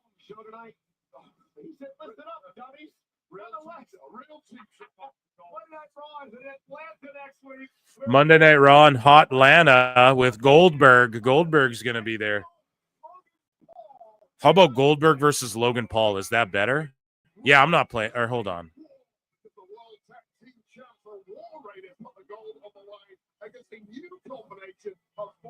Is this artist Samantha? Is that her name? Or VG Rasta? Is that her? She posted a song called No Pressure. Is that the one? Fuck it. We're not listening to that shit till someone posts it on Twitter.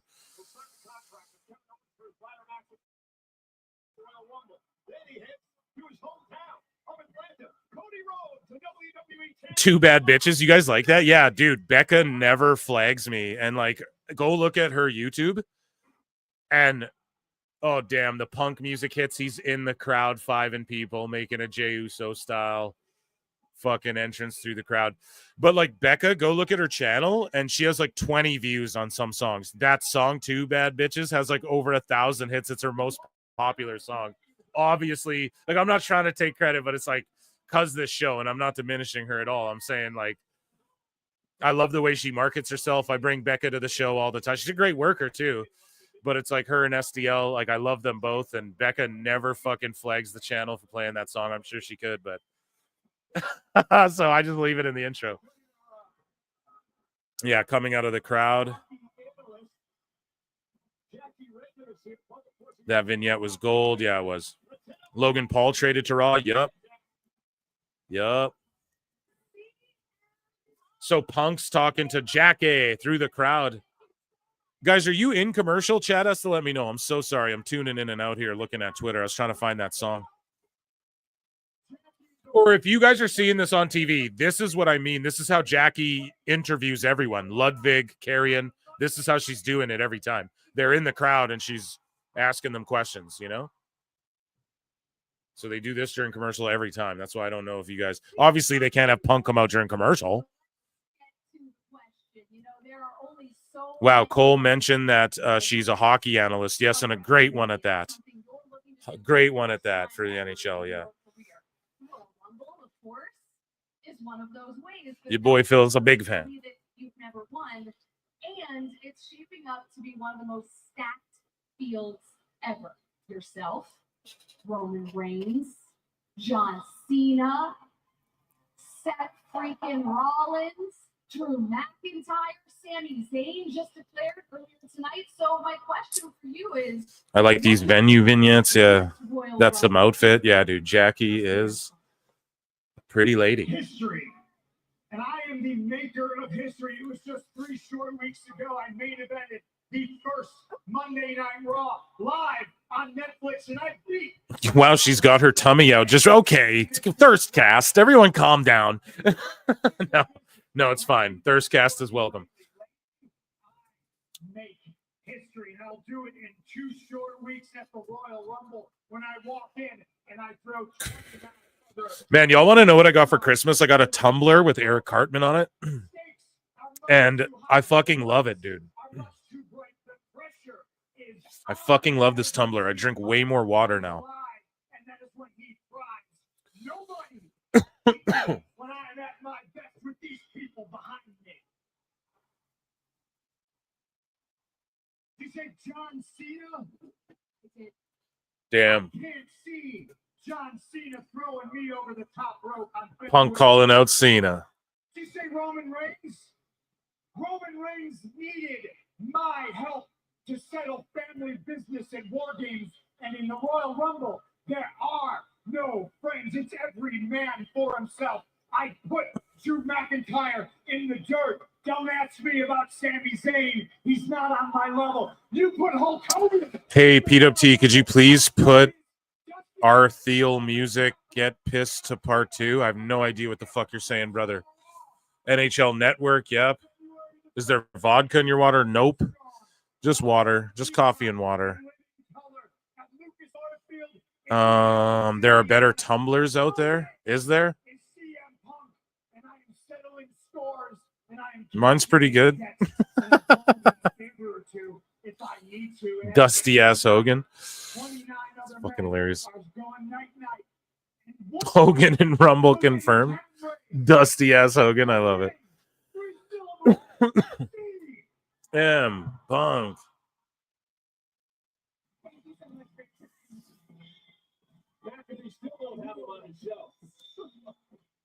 Well, CM Punk, one of the Royal Rumble is an all-star field coming to Indianapolis a week from Saturday.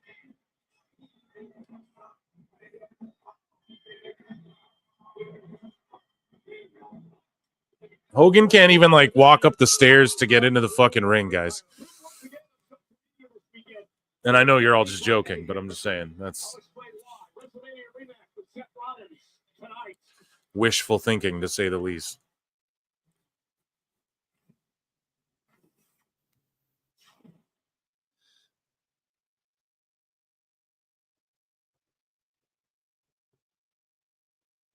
Okay, so commercial break. We're backstage with Cathy Kelly and Eric and Ivar are about the War Raiders tag team champs. They're about to cut a promo. Against the Judgment Day is Dominic Mysterio and JD McDonough. So how are you two taking this week to prepare? We're always prepared. She asked how they're preparing. He said, we're always prepared. We're ready to get back in the ring and defend these world tag titles. We are going to return honor and prestige. We're going to return honor and prestige to this division. Something that the Judgment Day did not do. We are very excited to knock those two little dopes back into the dirt right where they belong. So we're excited to knock those dopes to the dirt where they belong. And forward, I know there are a lot of other teams who would love a crack at those titles. The LWO, American Made, just to name a few. Don't want to cut you off, but I have to cut you off because we aren't looking past anyone. No one on this planet knows how hard it is to capture these championships better than Ivar and I. So he's saying Eric's saying that nobody knows how to get these titles, like what it takes to fucking get a world title like this, like us. And we're here standing as your champions. Translation, we're dropping these belts. Yeah. And all teams at any time, anywhere, there's no one that are going to take these titles from us. Well, good luck next week. And it sounds like we have more action. So let's Castle Helford, it's a song. Thanks a lot, Kathy. War Raiders, tremendous tag team champion. R. Thiel music. Get pissed to. I'll look it up, bro, or send it to me on X or something, okay, please? I'm so bad at listen. My DMs, my notifications, my fucking emails. We got a lot, man. So and my Discord's always going crazy with people DMing me on there. So and I love you all so much and keep doing it. I'm not trying to, but if you tag me in it, I'll likely be able to see it on the fly, And if you write that R. Thiel, I'll be like, oh, yeah, that's what he was talking about in the chat because I didn't know what the fuck that was. So now commercial break after PFC come out or what, chat? Let me know. Or we're back from commercial, sorry. So PFC came out. Sorry, dummy. Okay, Moose Knuckle, Jesus, don't stop. I forgot PFC was the thing. Yeah, I was hoping they wouldn't come out again.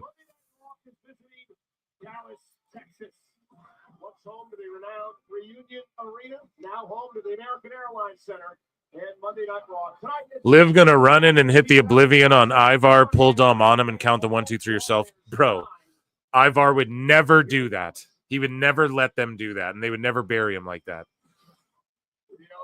But they're talking about intergender matches in the new WWE 2K25, and I was just like, I don't really miss that from old games, you know? I don't care. They already have the mixed tag match. It's like, okay, I don't... And is it going to fuck up universe mode? Or are they all of a sudden like, Asuka's going to be fighting Triple H or whatever? I don't want that, so... it's just like there's so many other things with these games they could fix. And they're saying there's going to be like an open world WWE city, like in the 2K games. It's like, I don't want that. What the fuck? Just make it so people can join my universe mode online without having to download all my shit. And then I can play against, and then like I could control a show, my friend could control a show, something like that. Like work on that, man. You'll get more people playing instead of like, yeah, you can be Dom and walk around the town and fucking stand on a court and wait for 2-on-2 matches. It's like, fuck off. Although I do like those 2K games, but.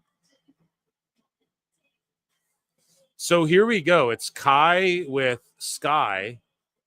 And Kai, I felt like they were kind of breaking her off a bit from Damage Control, but they come right back to it. And if Kyrie's not there, then yes, Sky and Kai got to throw down together on a team. And I'm down with it.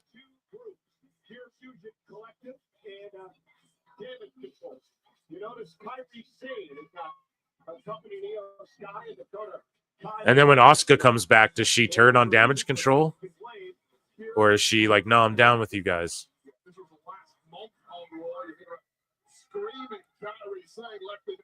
I would love to see, and I know people will be like, oh, that's racialist, Phil. You just stick all the same race together, even though that's fucking stupid. But I would like to see Asuka and Shinsuke link up in some sort of... Because she's sort of in that. She's like, how old? Let's look up Asuka's age, right? And we're not being ageist here. Okay, chat? Asuka age. 14-year-old fictional, well, from Neon Genesis Evangelion. Well, I'm upset I looked that up. Asuka WWE age. Jesus Christ. Well, that's just upsetting, chat. 43 years, okay? So that's all I'm saying. She's in that Shinsuke era as well, and they both do the Mist and let them be, like, she could go after the U.S. title, and they could just be having their last little title runs, make those belts really prestigious and miss the fuck out of people and do that sort of thing. You keep them on SmackDown or whatever. I'd be down with that. Neon Genesis Evangelion. Did I say that correctly or right?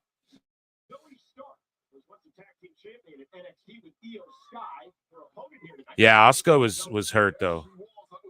Yeah, I Googled Asuka age and it's like a 14-year-old girl from this fucking anime. I'm like, well, I'm glad that's on my computer now. Really glad I looked that shit up. No, but yeah, Asuka WWE, you get the correct age. She's born in 81 there, folks. So. Fucking Zoe Stark's a good wrestler, man, but she can pull crazy. But that could have just rocked. Like, look at Dakota. Is she for real rocked? Like, yeah, look at the way her hands. Okay, she just sold it like $1 million. That was like, when you see hand spasms, that's concussion shit. Like, that's signal of like, but she must have sold it really well or they would have stopped it or got her out of the ring. So.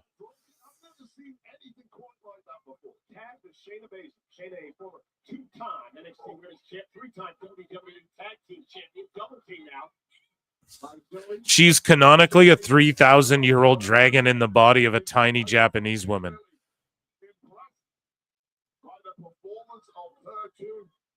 You what? Just kidding.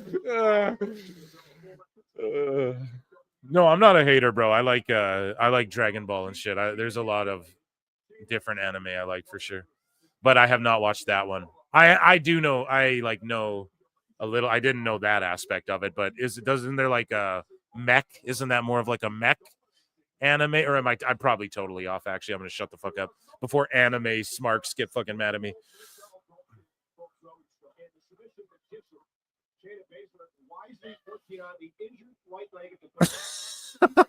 Does Canada have feds? Yeah, they're called the RCMP. More of a great teacher, Onizuka fan myself. Yeah, Zoe's a great heel. I like her way better. Gundam was the shit. Yeah. A VTube wrestling channel? I'm not sure what that is. What's VTube? Am I such a noob? You guys, I'm like the boomerest young guy ever. What is VTube? Chat will tell me. I'll Google it.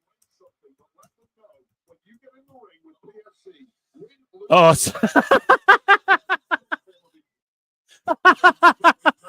holy shit, man. And watch anime. Watch Kaniku Man.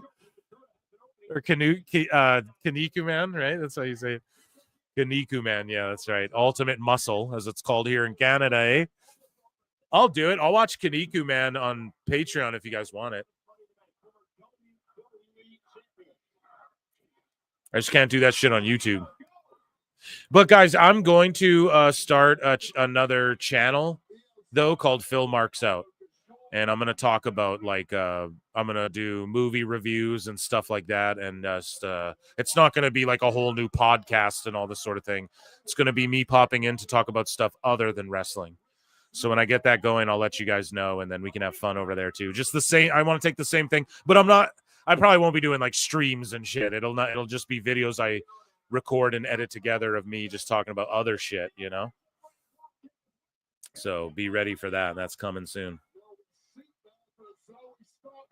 Fucking EO's so good. The best in the world, in my opinion, at just pro wrestling, you know? Like the physical aspect. Like, okay, are her promos the best? Don't know. She's speaking Japanese. Like, I can't judge it.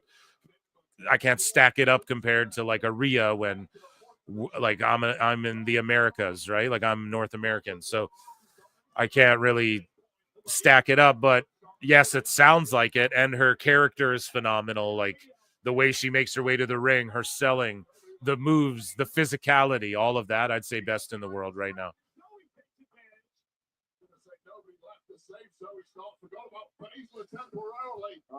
Try to put her away here.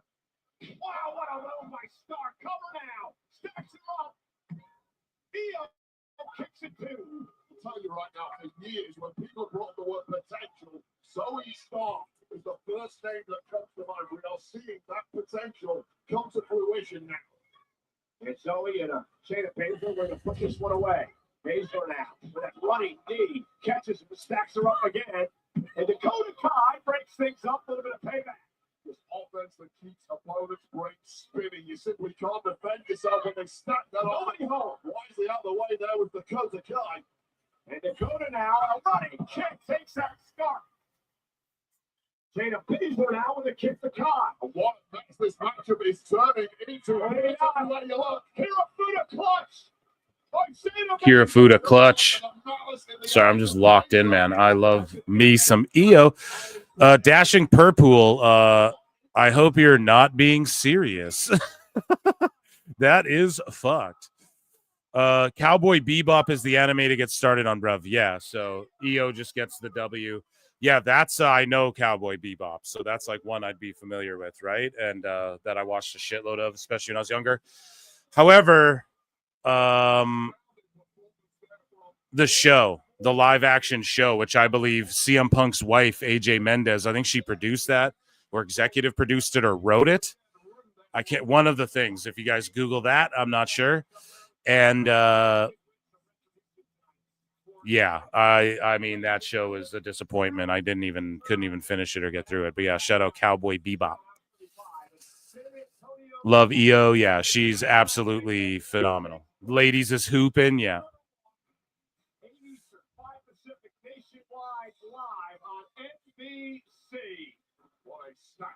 We have things boiled over earlier tonight. It's now official. Thanks, Ella Pierce. 2 alpha females collide. The live action show is trash. Phil, stay away. The anime is one of the best of all time. Yeah, I don't want to ruin it. So I just saw some trailers. I think I tried maybe watching the first episode and was just like, fuck this. There's a couple shows like that with me where I'm just like, yeah, no, I'm turning this off.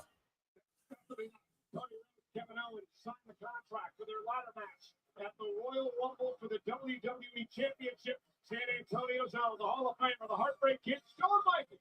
Will moderate the contract. Oh, you guys were talking about anime or what? Yeah. He successfully defends the World Heavyweight Championship at Saturday night's main event against main event. Phil, fuck anime marks. No, I'm just, there's certain ones that I'm into, you know, when I was like young, and Dragon Ball and Dragon Ball Z and GT, even GT. And like that shit was my absolute favorite, you know? AJ Lee was on Heels and also a producer on WoW. Yeah, her and Punk were both on Heels, and so were like a bunch of different wrestlers in the background and stuff. But I don't know. I hope it gets a third season on Netflix. They're trying hard, but it just doesn't look likely, you know? We were talking about Pippa. I just don't know what the fuck that is. I've aged out of this convo. Me too. I don't.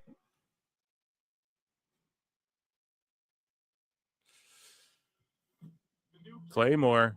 So yeah, we're watching a vignette of Drew McIntyre holding up the world title.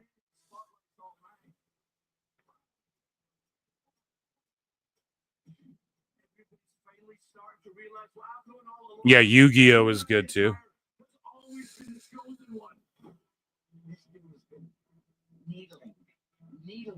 So they're playing a package for Drew and Seth's heat here, building up to this fucking big main event, seemingly at the top of the hour. So does the show end 2 hours, 30 minutes, 2 hours, 35 again? That's going to be interesting, chat. Let's see. They use a lot of TNA wrestlers for background characters. Yeah, that show Heels is so good. I know some people are saying the acting's kind of shitty, but I don't know. It was like just TV show level acting for me. And you got to remember they're like playing small town folks. So some of them are playing, you know, people who are kind of just I'm not trying to diminish it. Just a couple of the characters are just like, well, what else am I going to do? You know, so I don't know. I loved Heels. I thought it was great.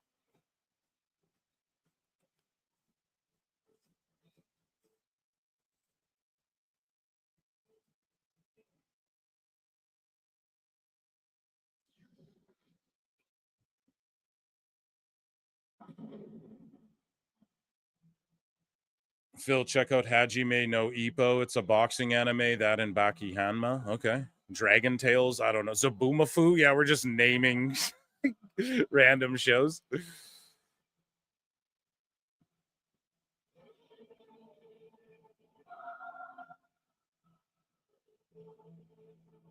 Here, I like this Seth with like the fur jacket and just the like the red tights or the black tights. It's way better.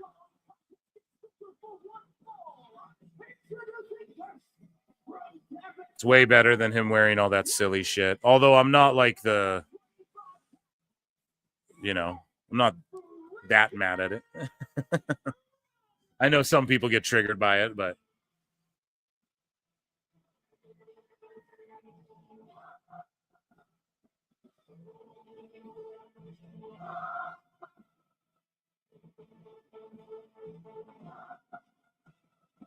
Harvey Birdman, attorney at law. Yeah, that shit was awesome. Ed, and Eddie. It is a WrestleMania rematch. Rollins, McIntyre, live on. Jobber Seth.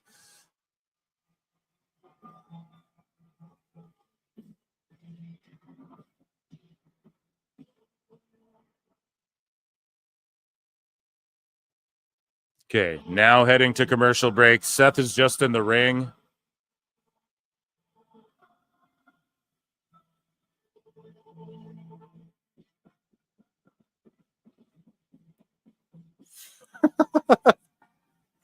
Jesus Christ, chat. Popping me so much.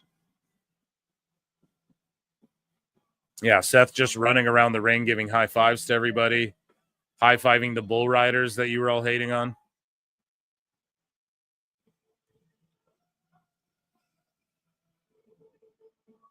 Was hoping WWE would have CM Punk in his Ricky Rabies persona.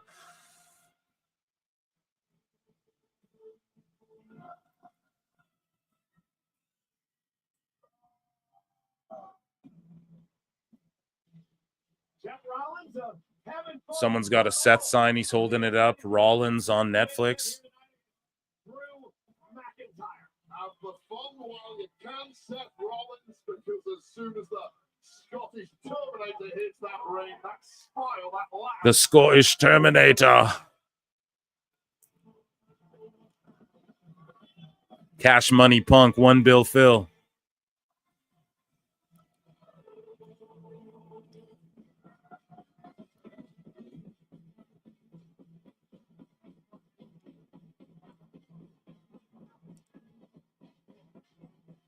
Lots to talk about in this coming matchup, the WrestleMania rematch from last year, the night that Drew McIntyre beat Rollins for the championship, only to be cashed in on moments later by Damian Priest.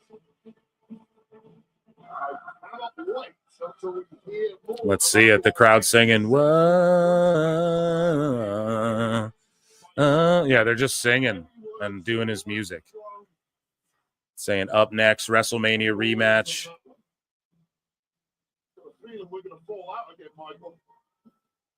Now, I remember during the pandemic when the fucking Big Show came out and had that match with Drew, like after that Mania.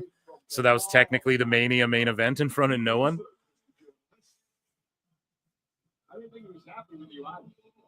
He kissed him right up. But we didn't check him right up. That's a foreign kiss. No, listen, nothing wrong with that. Don't knock a Goya, bro. Goya beans for life. Let's get ready for the main event with McIntyre. Coming up next here on Netflix. Canned crowd singing? No, dude. No, it's not. Yeah, we're coming back now from commercial. And this match will go, what, 20 minutes? 25 minutes at the most? Getting a Rumble ad? Yeah, so if you're in the building, it's like they're all getting tired of singing by now.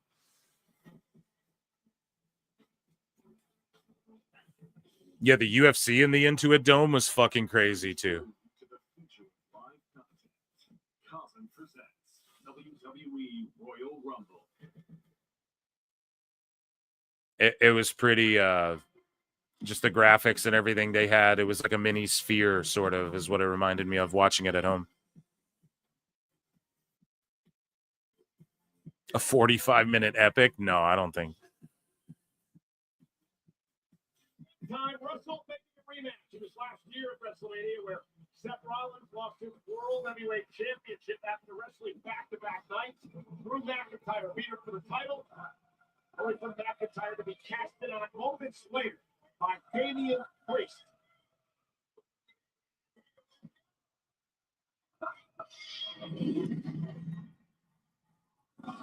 They react to Drew, baby, when that fucking sword sheathes.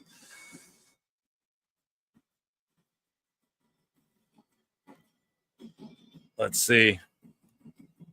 Blows 3 quads.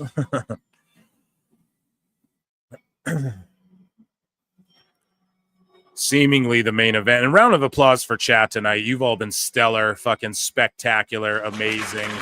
All the great.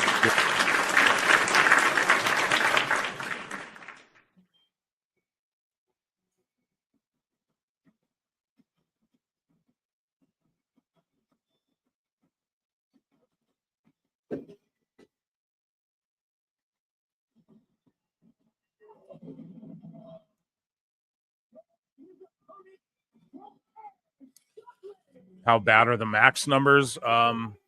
It just seems like they have no bearing on the ratings. So I would guess like, let's say, I would just guess like 25K, I bet would be like a high number even.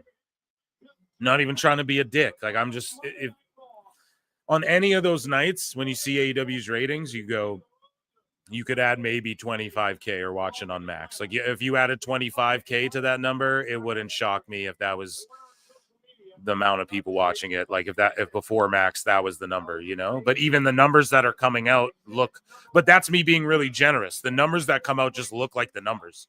So I'm sitting here like, hey, I don't think it has any bearing, gotta be honest. WBD is disappointed, but that was some guy's rumor on No DQ. That's not, it was just his opinion, you know. It's not, that's not real. There's no way to actually know that. No one said that yet, you know. Pete in Texas, chat, what up? Yeah, chat's goated.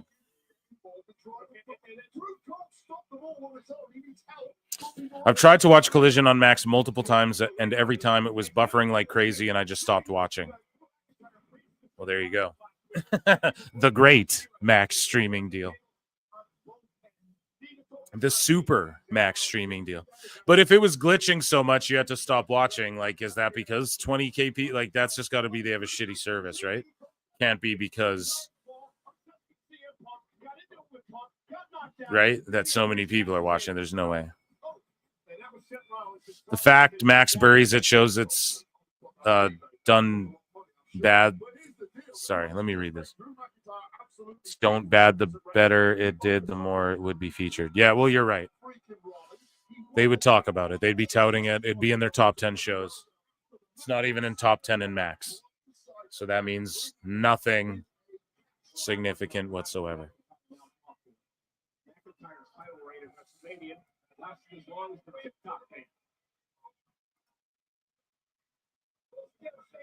Yeah, it's just Max being terrible at streaming.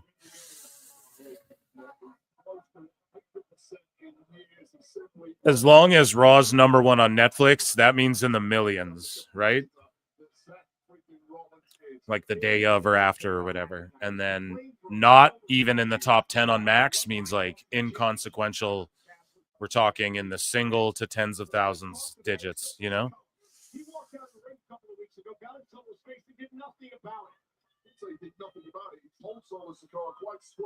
They're just talking shit, taking their time.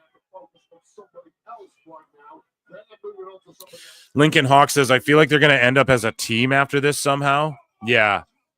I feel like we're going to get that sort of heel faction that just want to take out Punk and Cody and them, you know?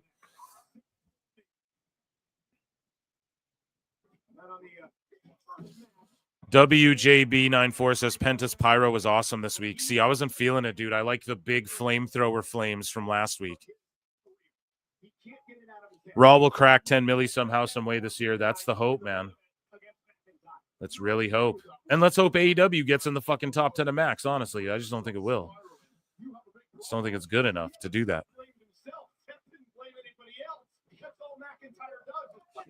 Update. Kevin Kelly had to cancel tomorrow's appearance on Marvin's show. He's been told to put a hold on interviews for the time being. It sucks, but what can he do? You listen to your lawyer. Yeah, so like with the you guys know how he's connected to the boys stuff, right? So the boys have DM'd me a bunch, but they went radio silent when the legal stuff, and they were just like, we will talk when we're able to. That was a long time ago, and I feared something like that could happen.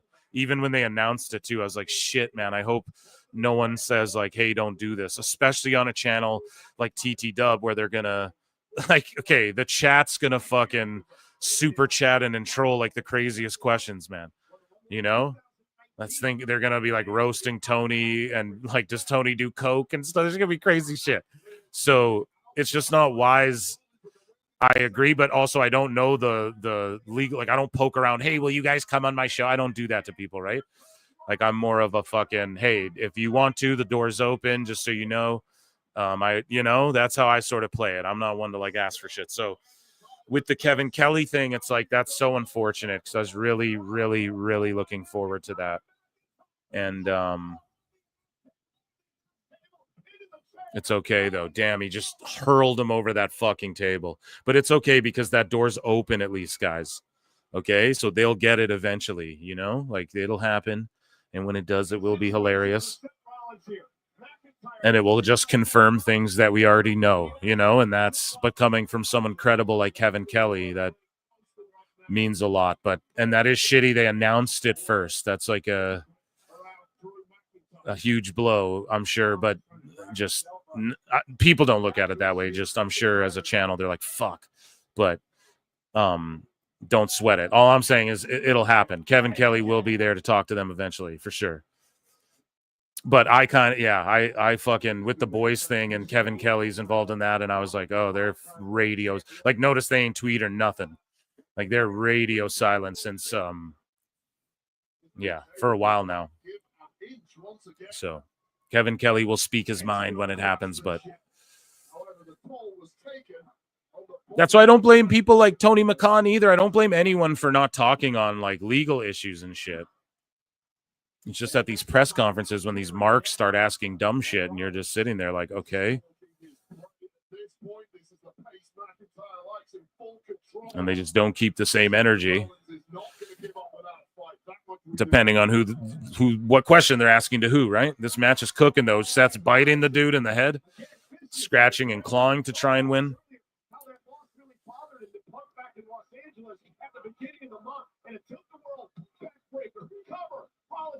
Cash Monet says, I have no idea what Phil is talking about. So just the boys and Kevin Kelly. Okay. They teamed up. They joined forces to go against like AEW with the whole contract thing and all that. So what happened was Toonie Talk got fucking Kevin Kelly an interview. And then Kevin Kelly was informed that he should probably not talk about stuff yet.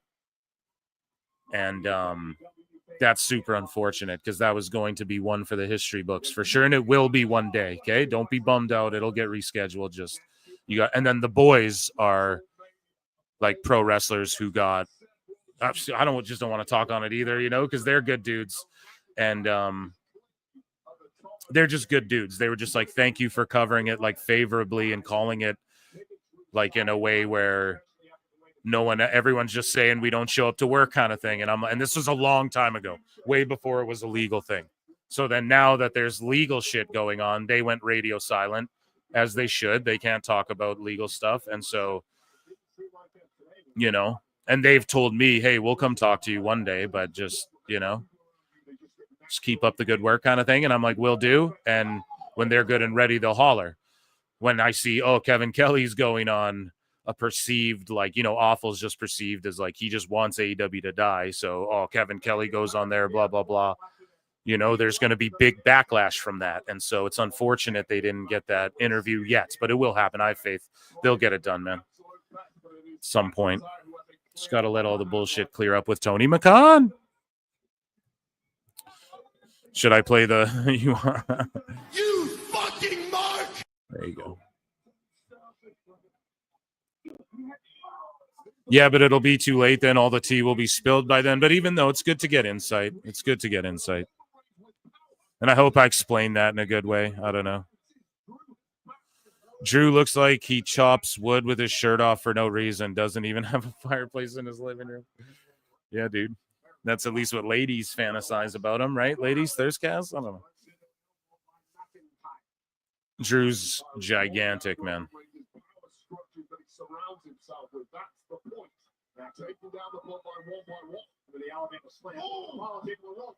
Damn, Rollins rolled through, but that looked so scary on that Alabama slam, that reverse one.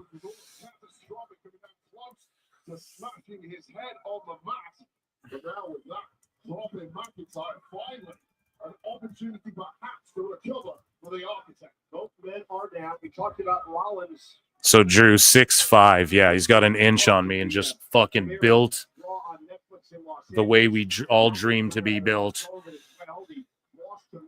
A machine. The best guys, Tony Khan. Yeah, dude. You see it. He's there yelling into the fucking mic. Oh, that's great. I like it. I like that. I should go back and do it for you guys. AEW All Access, all the Young Bucks stuff, and then I'll do one for all the Britt Baker stuff. Like I'll chop it into sections.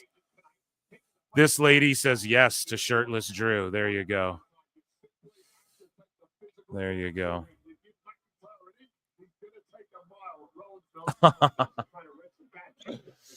No, I'm much taller than my wife, and she is actually a taller lady herself. At a whopping 5'9", a foot taller than Joe Rogan.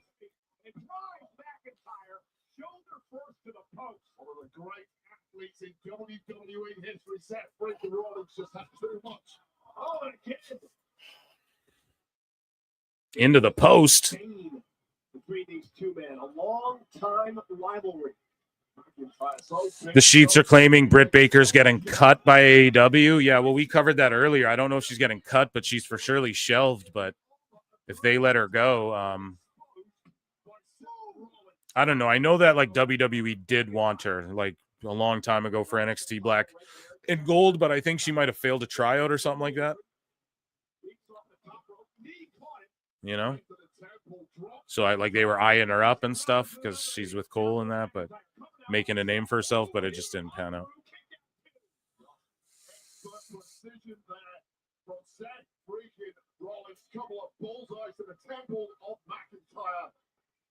Yeah, I'm 6'4" myself.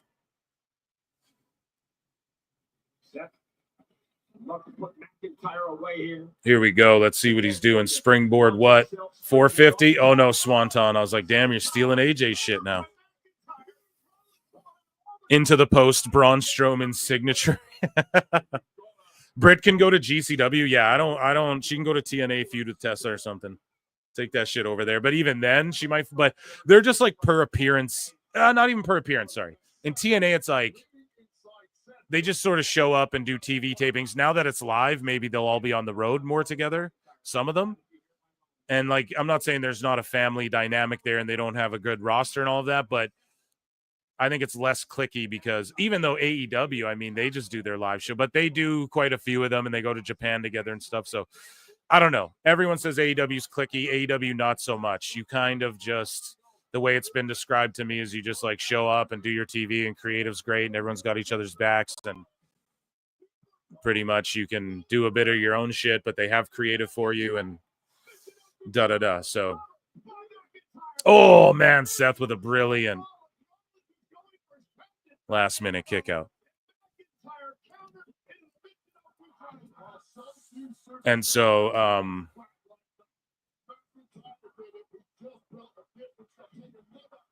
damn, that was fucking crazy spot, dude. Drew reversing that into the, it's just amazing shit, dude. I love that. But yeah, so TNA, I think Britt could maybe make it work there if she started trying to be. Here's the thing though, she can never go and make the same money she was making anywhere. So she's got to eat shit and like it, pal. Yeah. That's the only thing she can do now moving forward. She's never going to make the Tony Khan money again. And that's so unfortunate for her, but that's what happens. It's like a bunch of money at once, but the long term, you know, you make more in the long run with WWE and you have more opportunity. Big spine buster floats through. Jackknife cover.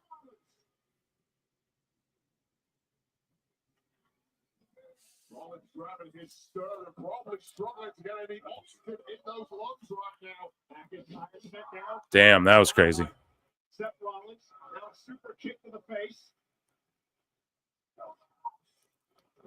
Did you ever subscribe to The Observer? You should do more segments on their message board. Talk about sickos. No, I never have subscribed to their shit. I haven't been on their message boards. I'm not gonna do it either. Other people just post the insanity and I just read it and laugh, you know?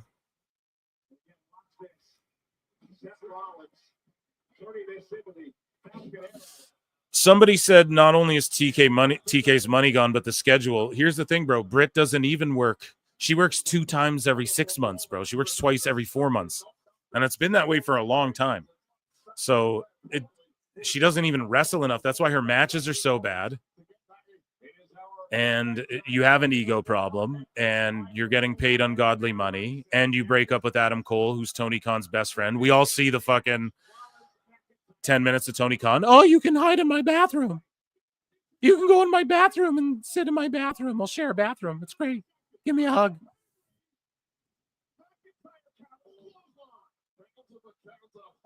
So she'll have to work a lot and prove she can actually even wrestle. She'll probably just retire. I bet we don't see her anywhere after AEW, other than maybe like a GCW. She just appears somewhere. But I doubt even, unless she humbles herself and is like, fuck it, I'll just go to WWE and prove them wrong. And then she just straightens out, you know? It could be a wake-up call for her.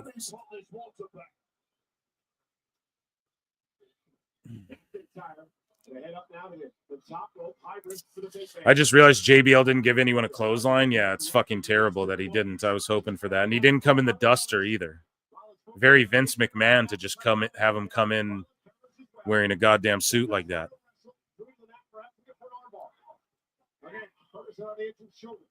Rollins down. They'll lock it in. Look at this. Cross face of wide center of the ring. McIntyre a million miles from the rope, even with the elongated legs. On the big stick, and he's got the bad arm. Trapping the legs. Rollins trying to get McIntyre to tap out here. So technically, as soon as Rollins knows exactly what Is Britt a dentist? Yes, she is. She's a dentist. Crippler crossface here. Still time for JBL to clothesline Hogan after he interferes and declares for the Rumble.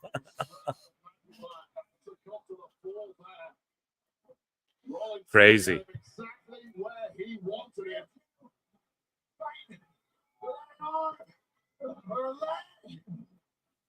He's attacked the arm, attacked the leg. Two heels going at it too, but Seth again kind of a tweener. Is he a heel? I don't know, but it's going full heel, it seems like.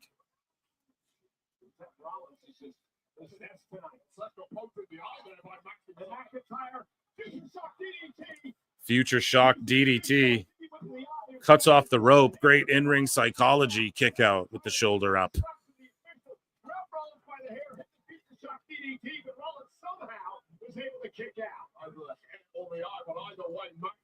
Exactly what he had to do when that referee was not looking for a cheap shot at Seth freaking Rollins just when he needed it most. McIntyre trying to figure out what he needs to do. You see the bruises all over the frame of McIntyre, all over his face. Imagine the hell that man's body is going through right now, but the drive is still there to grab victory. Run your mouth. Words and actions. Your words and actions. Something. Clothesline. Looks like Seth Rollins is out of answers here.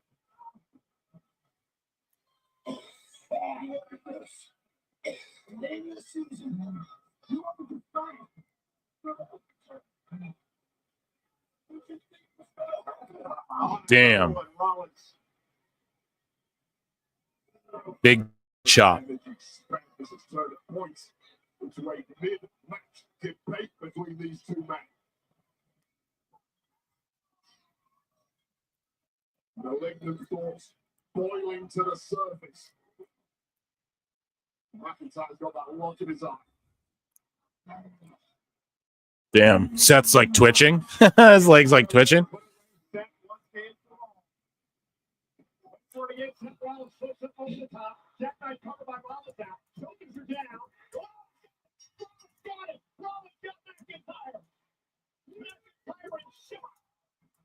Damn.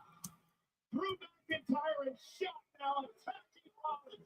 Rollins opposing McIntyre. Drew is blowing a gasket here. It's a rarity. Drew McIntyre got caught napping.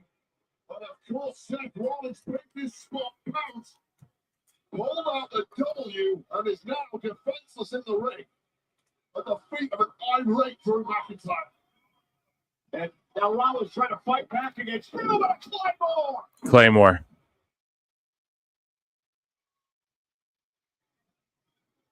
McIntyre is upset, humiliated, got caught by Rollins, and again, this bit of a mini downward spiral continues for McIntyre. So you all know that sicko real Philly P, the one I'm like, Phil with extra L's, you know? He responded to my thing about Britt Baker because somebody posted it that Takeshita fan is like saying nobody cares about the women you're about to feud with on live TV is such a stupid and unprofessional move. Glad I no longer have to see her on my TV. Talking about Britt Baker. And then this guy's like, and then I responded, I was like, and now the cult flips on Britt. And then he's like, nobody's liked her for years at this point. But it's like, nah, man, you guys fucking loved her, dude. I mean, I liked her too at the beginning, bro, but she just didn't wrestle. And I was calling it out, bro. She needs rounds. Like, you can't just pop in out of nowhere, have a sloppy house show match, like pop up out of nowhere, have a sloppy match with Monet or whoever you're trying, whatever. It was, you can't just wrestle once every 6 months. You have to be doing it to perfect the craft. And she's stagnated or regressed from not being in the ring enough. And then she said she was dealing with the health thing. So it's like, all right, I gave her the benefit of the doubt. But, Yeah, it's just funny. We didn't want her here for years. Okay. Are you sure about that? They did the whole DMD CEO thing. Are you guys sure about that? But anyways, this is crazy heat here. Like Drew's just was going to do the head stomp to the pole and all that. Time cop.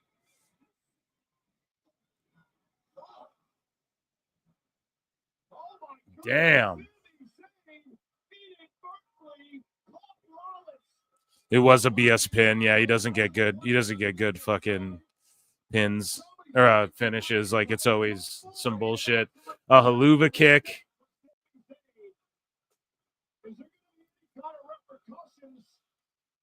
So like a solid 35 minutes, or pardon me, 25 minutes would be left, right? Like they went 2 hours and 35 minutes type thing.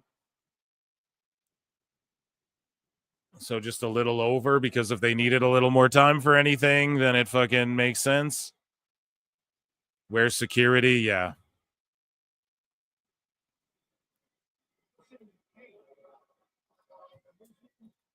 Damn, that was a good ass match with a funky finish. Shout out Netflix, for just a fun time with that one. That was a pretty good Raw. I would have liked to see JBL in the duster and lariating somebody just to continue that thing along, or maybe talk about TNA, or maybe they could have showed like, JBL, you showed up at TNA last night. I don't know if they mentioned it or not, so I don't want to be like, oh, they should have did this if they did do that, but yeah, that would have been cool if they brought that up. This Raw, yeah, I'll give it like a B-. Yeah, I see DP saying the same thing about a B- for me. Sammy always kicking his friends. Exactly. He's always kicking his friends in the head with that haluva kick. Next week, I think we get Penta versus Ludwig. Penta cooked for me. Bailey and Nia went out there, tried to do their thing. What else? That main event was fucking good, but just, yeah, the ending was kind of silly, and then the shenanigans, and then Sammy kicks his friend, and then, yeah, we're just going to keep saying more dissension. So I will say, like Haxel says, the great Raw, the great B-. B. Yeah, exactly. You have the fucking Ray and Seth match. Pardon me, Ray and who the fuck did he wrestle again, chat? I'm fucking up here, but he got the roll up as well. Bradshaw did say he was on a Clothesline World Tour after Wade said he's been busy. Well, that's good that he said that. It would have been nice to see him like dust one off, let one off at the fucking ringside or something like that. But I'm also not mad at it. It's kind of random though. Why did they have him show up? Just because they're in Dallas? Like, what was really the point of that? To get the New Day promo out of him? But yeah, it would have been cool if he clothesline the shit out of like KO or somebody on the show. But also maybe they're saving it. Maybe they're just reminding everyone, hey, here's JBL. Pay attention to what he's doing. He's on a Clothesline World Tour. He's going to come back and clothesline the shit out of somebody. But ultimately, yeah, it was a good Raw. I had a great time. Round of applause for it. Hopefully, again, what were the numbers for the last one? Did we get them? Like, did we get a worldwide 4.9 million? Was it like 4 million this time? Or pardon me, last week? I would love to see the numbers for this one too. If it keeps going down, so be it. But I would love to see Raw pop off like 10 million one day. It could happen if it's on Netflix. It would have never happened on normal TV ever again. But on Netflix, it has the potential to happen. Will it happen? Unlikely. But will we hit 5 million? I would love to see it keep going up and up and up. So I've heard shit about like the way WWE looks at it too, is they have like a TV roster and a PLE roster, and they do overlap, but there's people that are specifically more like, you're for our PLE and not you guys are for our TV. So as long as those TV people can get over more and more and the PLEs can lure people in, yeah, the Rhea Nia brawl was good. Exactly. JBL's from Texas. Yeah, I know that, but it's just a matter of,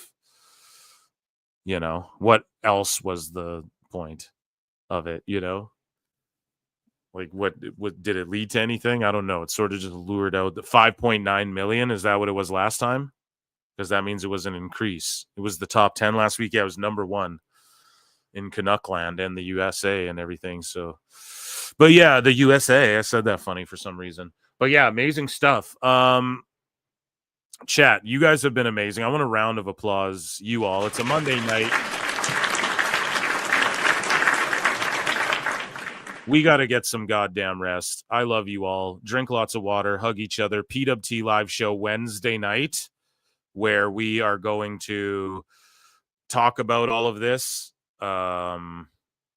news with Baron Corbin and fans melting down on him, but then tons of other stuff, right? Like, I'm sure there'll be updates on Britt Baker. We have tons of AEW news, tons of WWE news, and we'll watch Dynamite, try and make sense of it.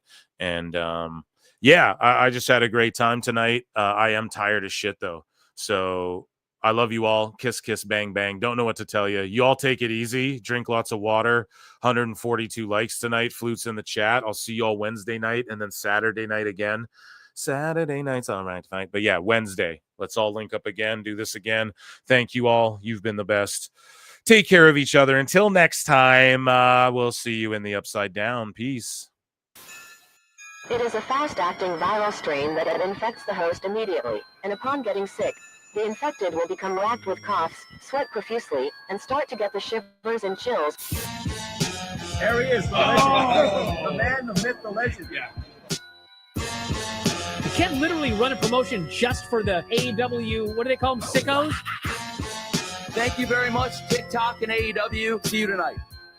Tony Khan started telling people there's no such thing as long-term booking anymore. It's week to week. The best guy is Tony Khan. We just secured the bag. It's not like I tried to be a character. It was just sort of happened naturally. But it was never something I intended. It was just something that happened because the wrestlers asked me to do things in matches, and I do them.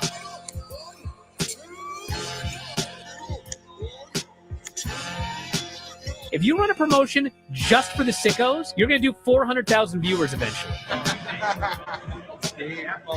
Effing melts. You know that SmackDown actually went over and everything? Yeah. You know, What's the point? the point of SmackDown. What are you getting at here? That the DVRs didn't pick it up. Did they not pick it up? You know, mine didn't. Let's get into everybody's favorite moment, and it is called Dave Meltzer's Dumb Moment of the Week. What would you like to listen to in your ears? I'd like to hear the flute. Well, if you'd like to flaunt your flute, then we can find you a flautist. We just secured the bag. It doesn't help me. Okay, so complain, but I will complain. let me have my misery. And when I heard that, I was like, what? Thank you, fuck you, bye. Boom.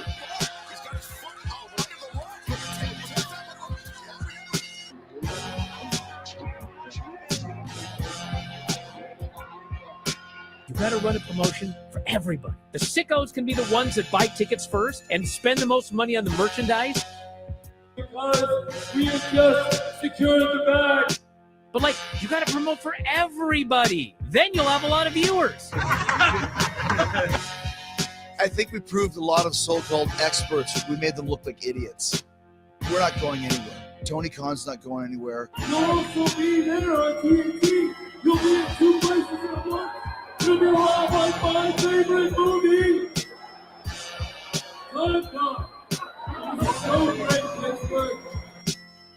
It's not like I tried to be a character. It sort of happened naturally. The best guy is Tony Khan. Keep themselves safe. I look and see it's not just me. Jeff, why do you insist on doing this dumb internet shit on TV? I look and see it's not just me. This place is a fucking joke, man. You're a clown. I quit. So many of us have stood where I stand. We are the young, so raise your hand. So many of us have stood where I stand. We are the young, so raise your hand. They call us problem child. We spend our lives on trial. We walk an endless mile. We are the youth gone wild. We stand and we won't fall. We're 1 and 1 for all. The writing's on the wall. We are the youth gone wild. No. It doesn't make logical sense, but it makes. Well, yes, of course. But it makes wrestling booking sense. Of course, this makes no sense. Of course, okay, it makes no sense. However, in pro wrestling booking, which often makes no sense, you would do that.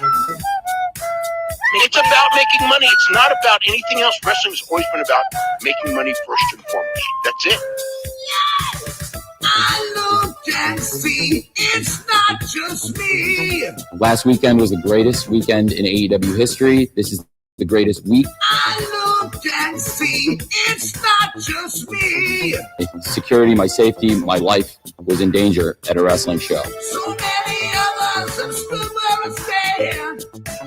We are the young, so raise your hand. So many of us have stood where we stand.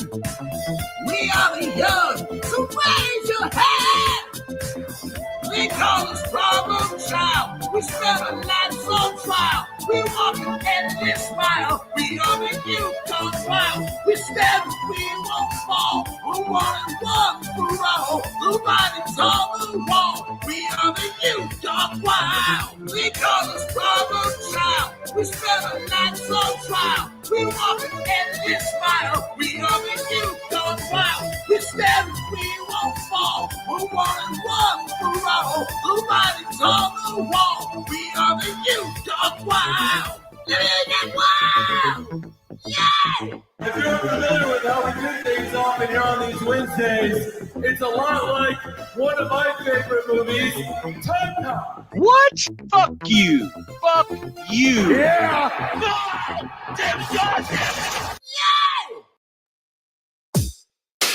SDL. Two bad bitches, one hot track. B3CCA, bitch. Two bad bitches, one hot track.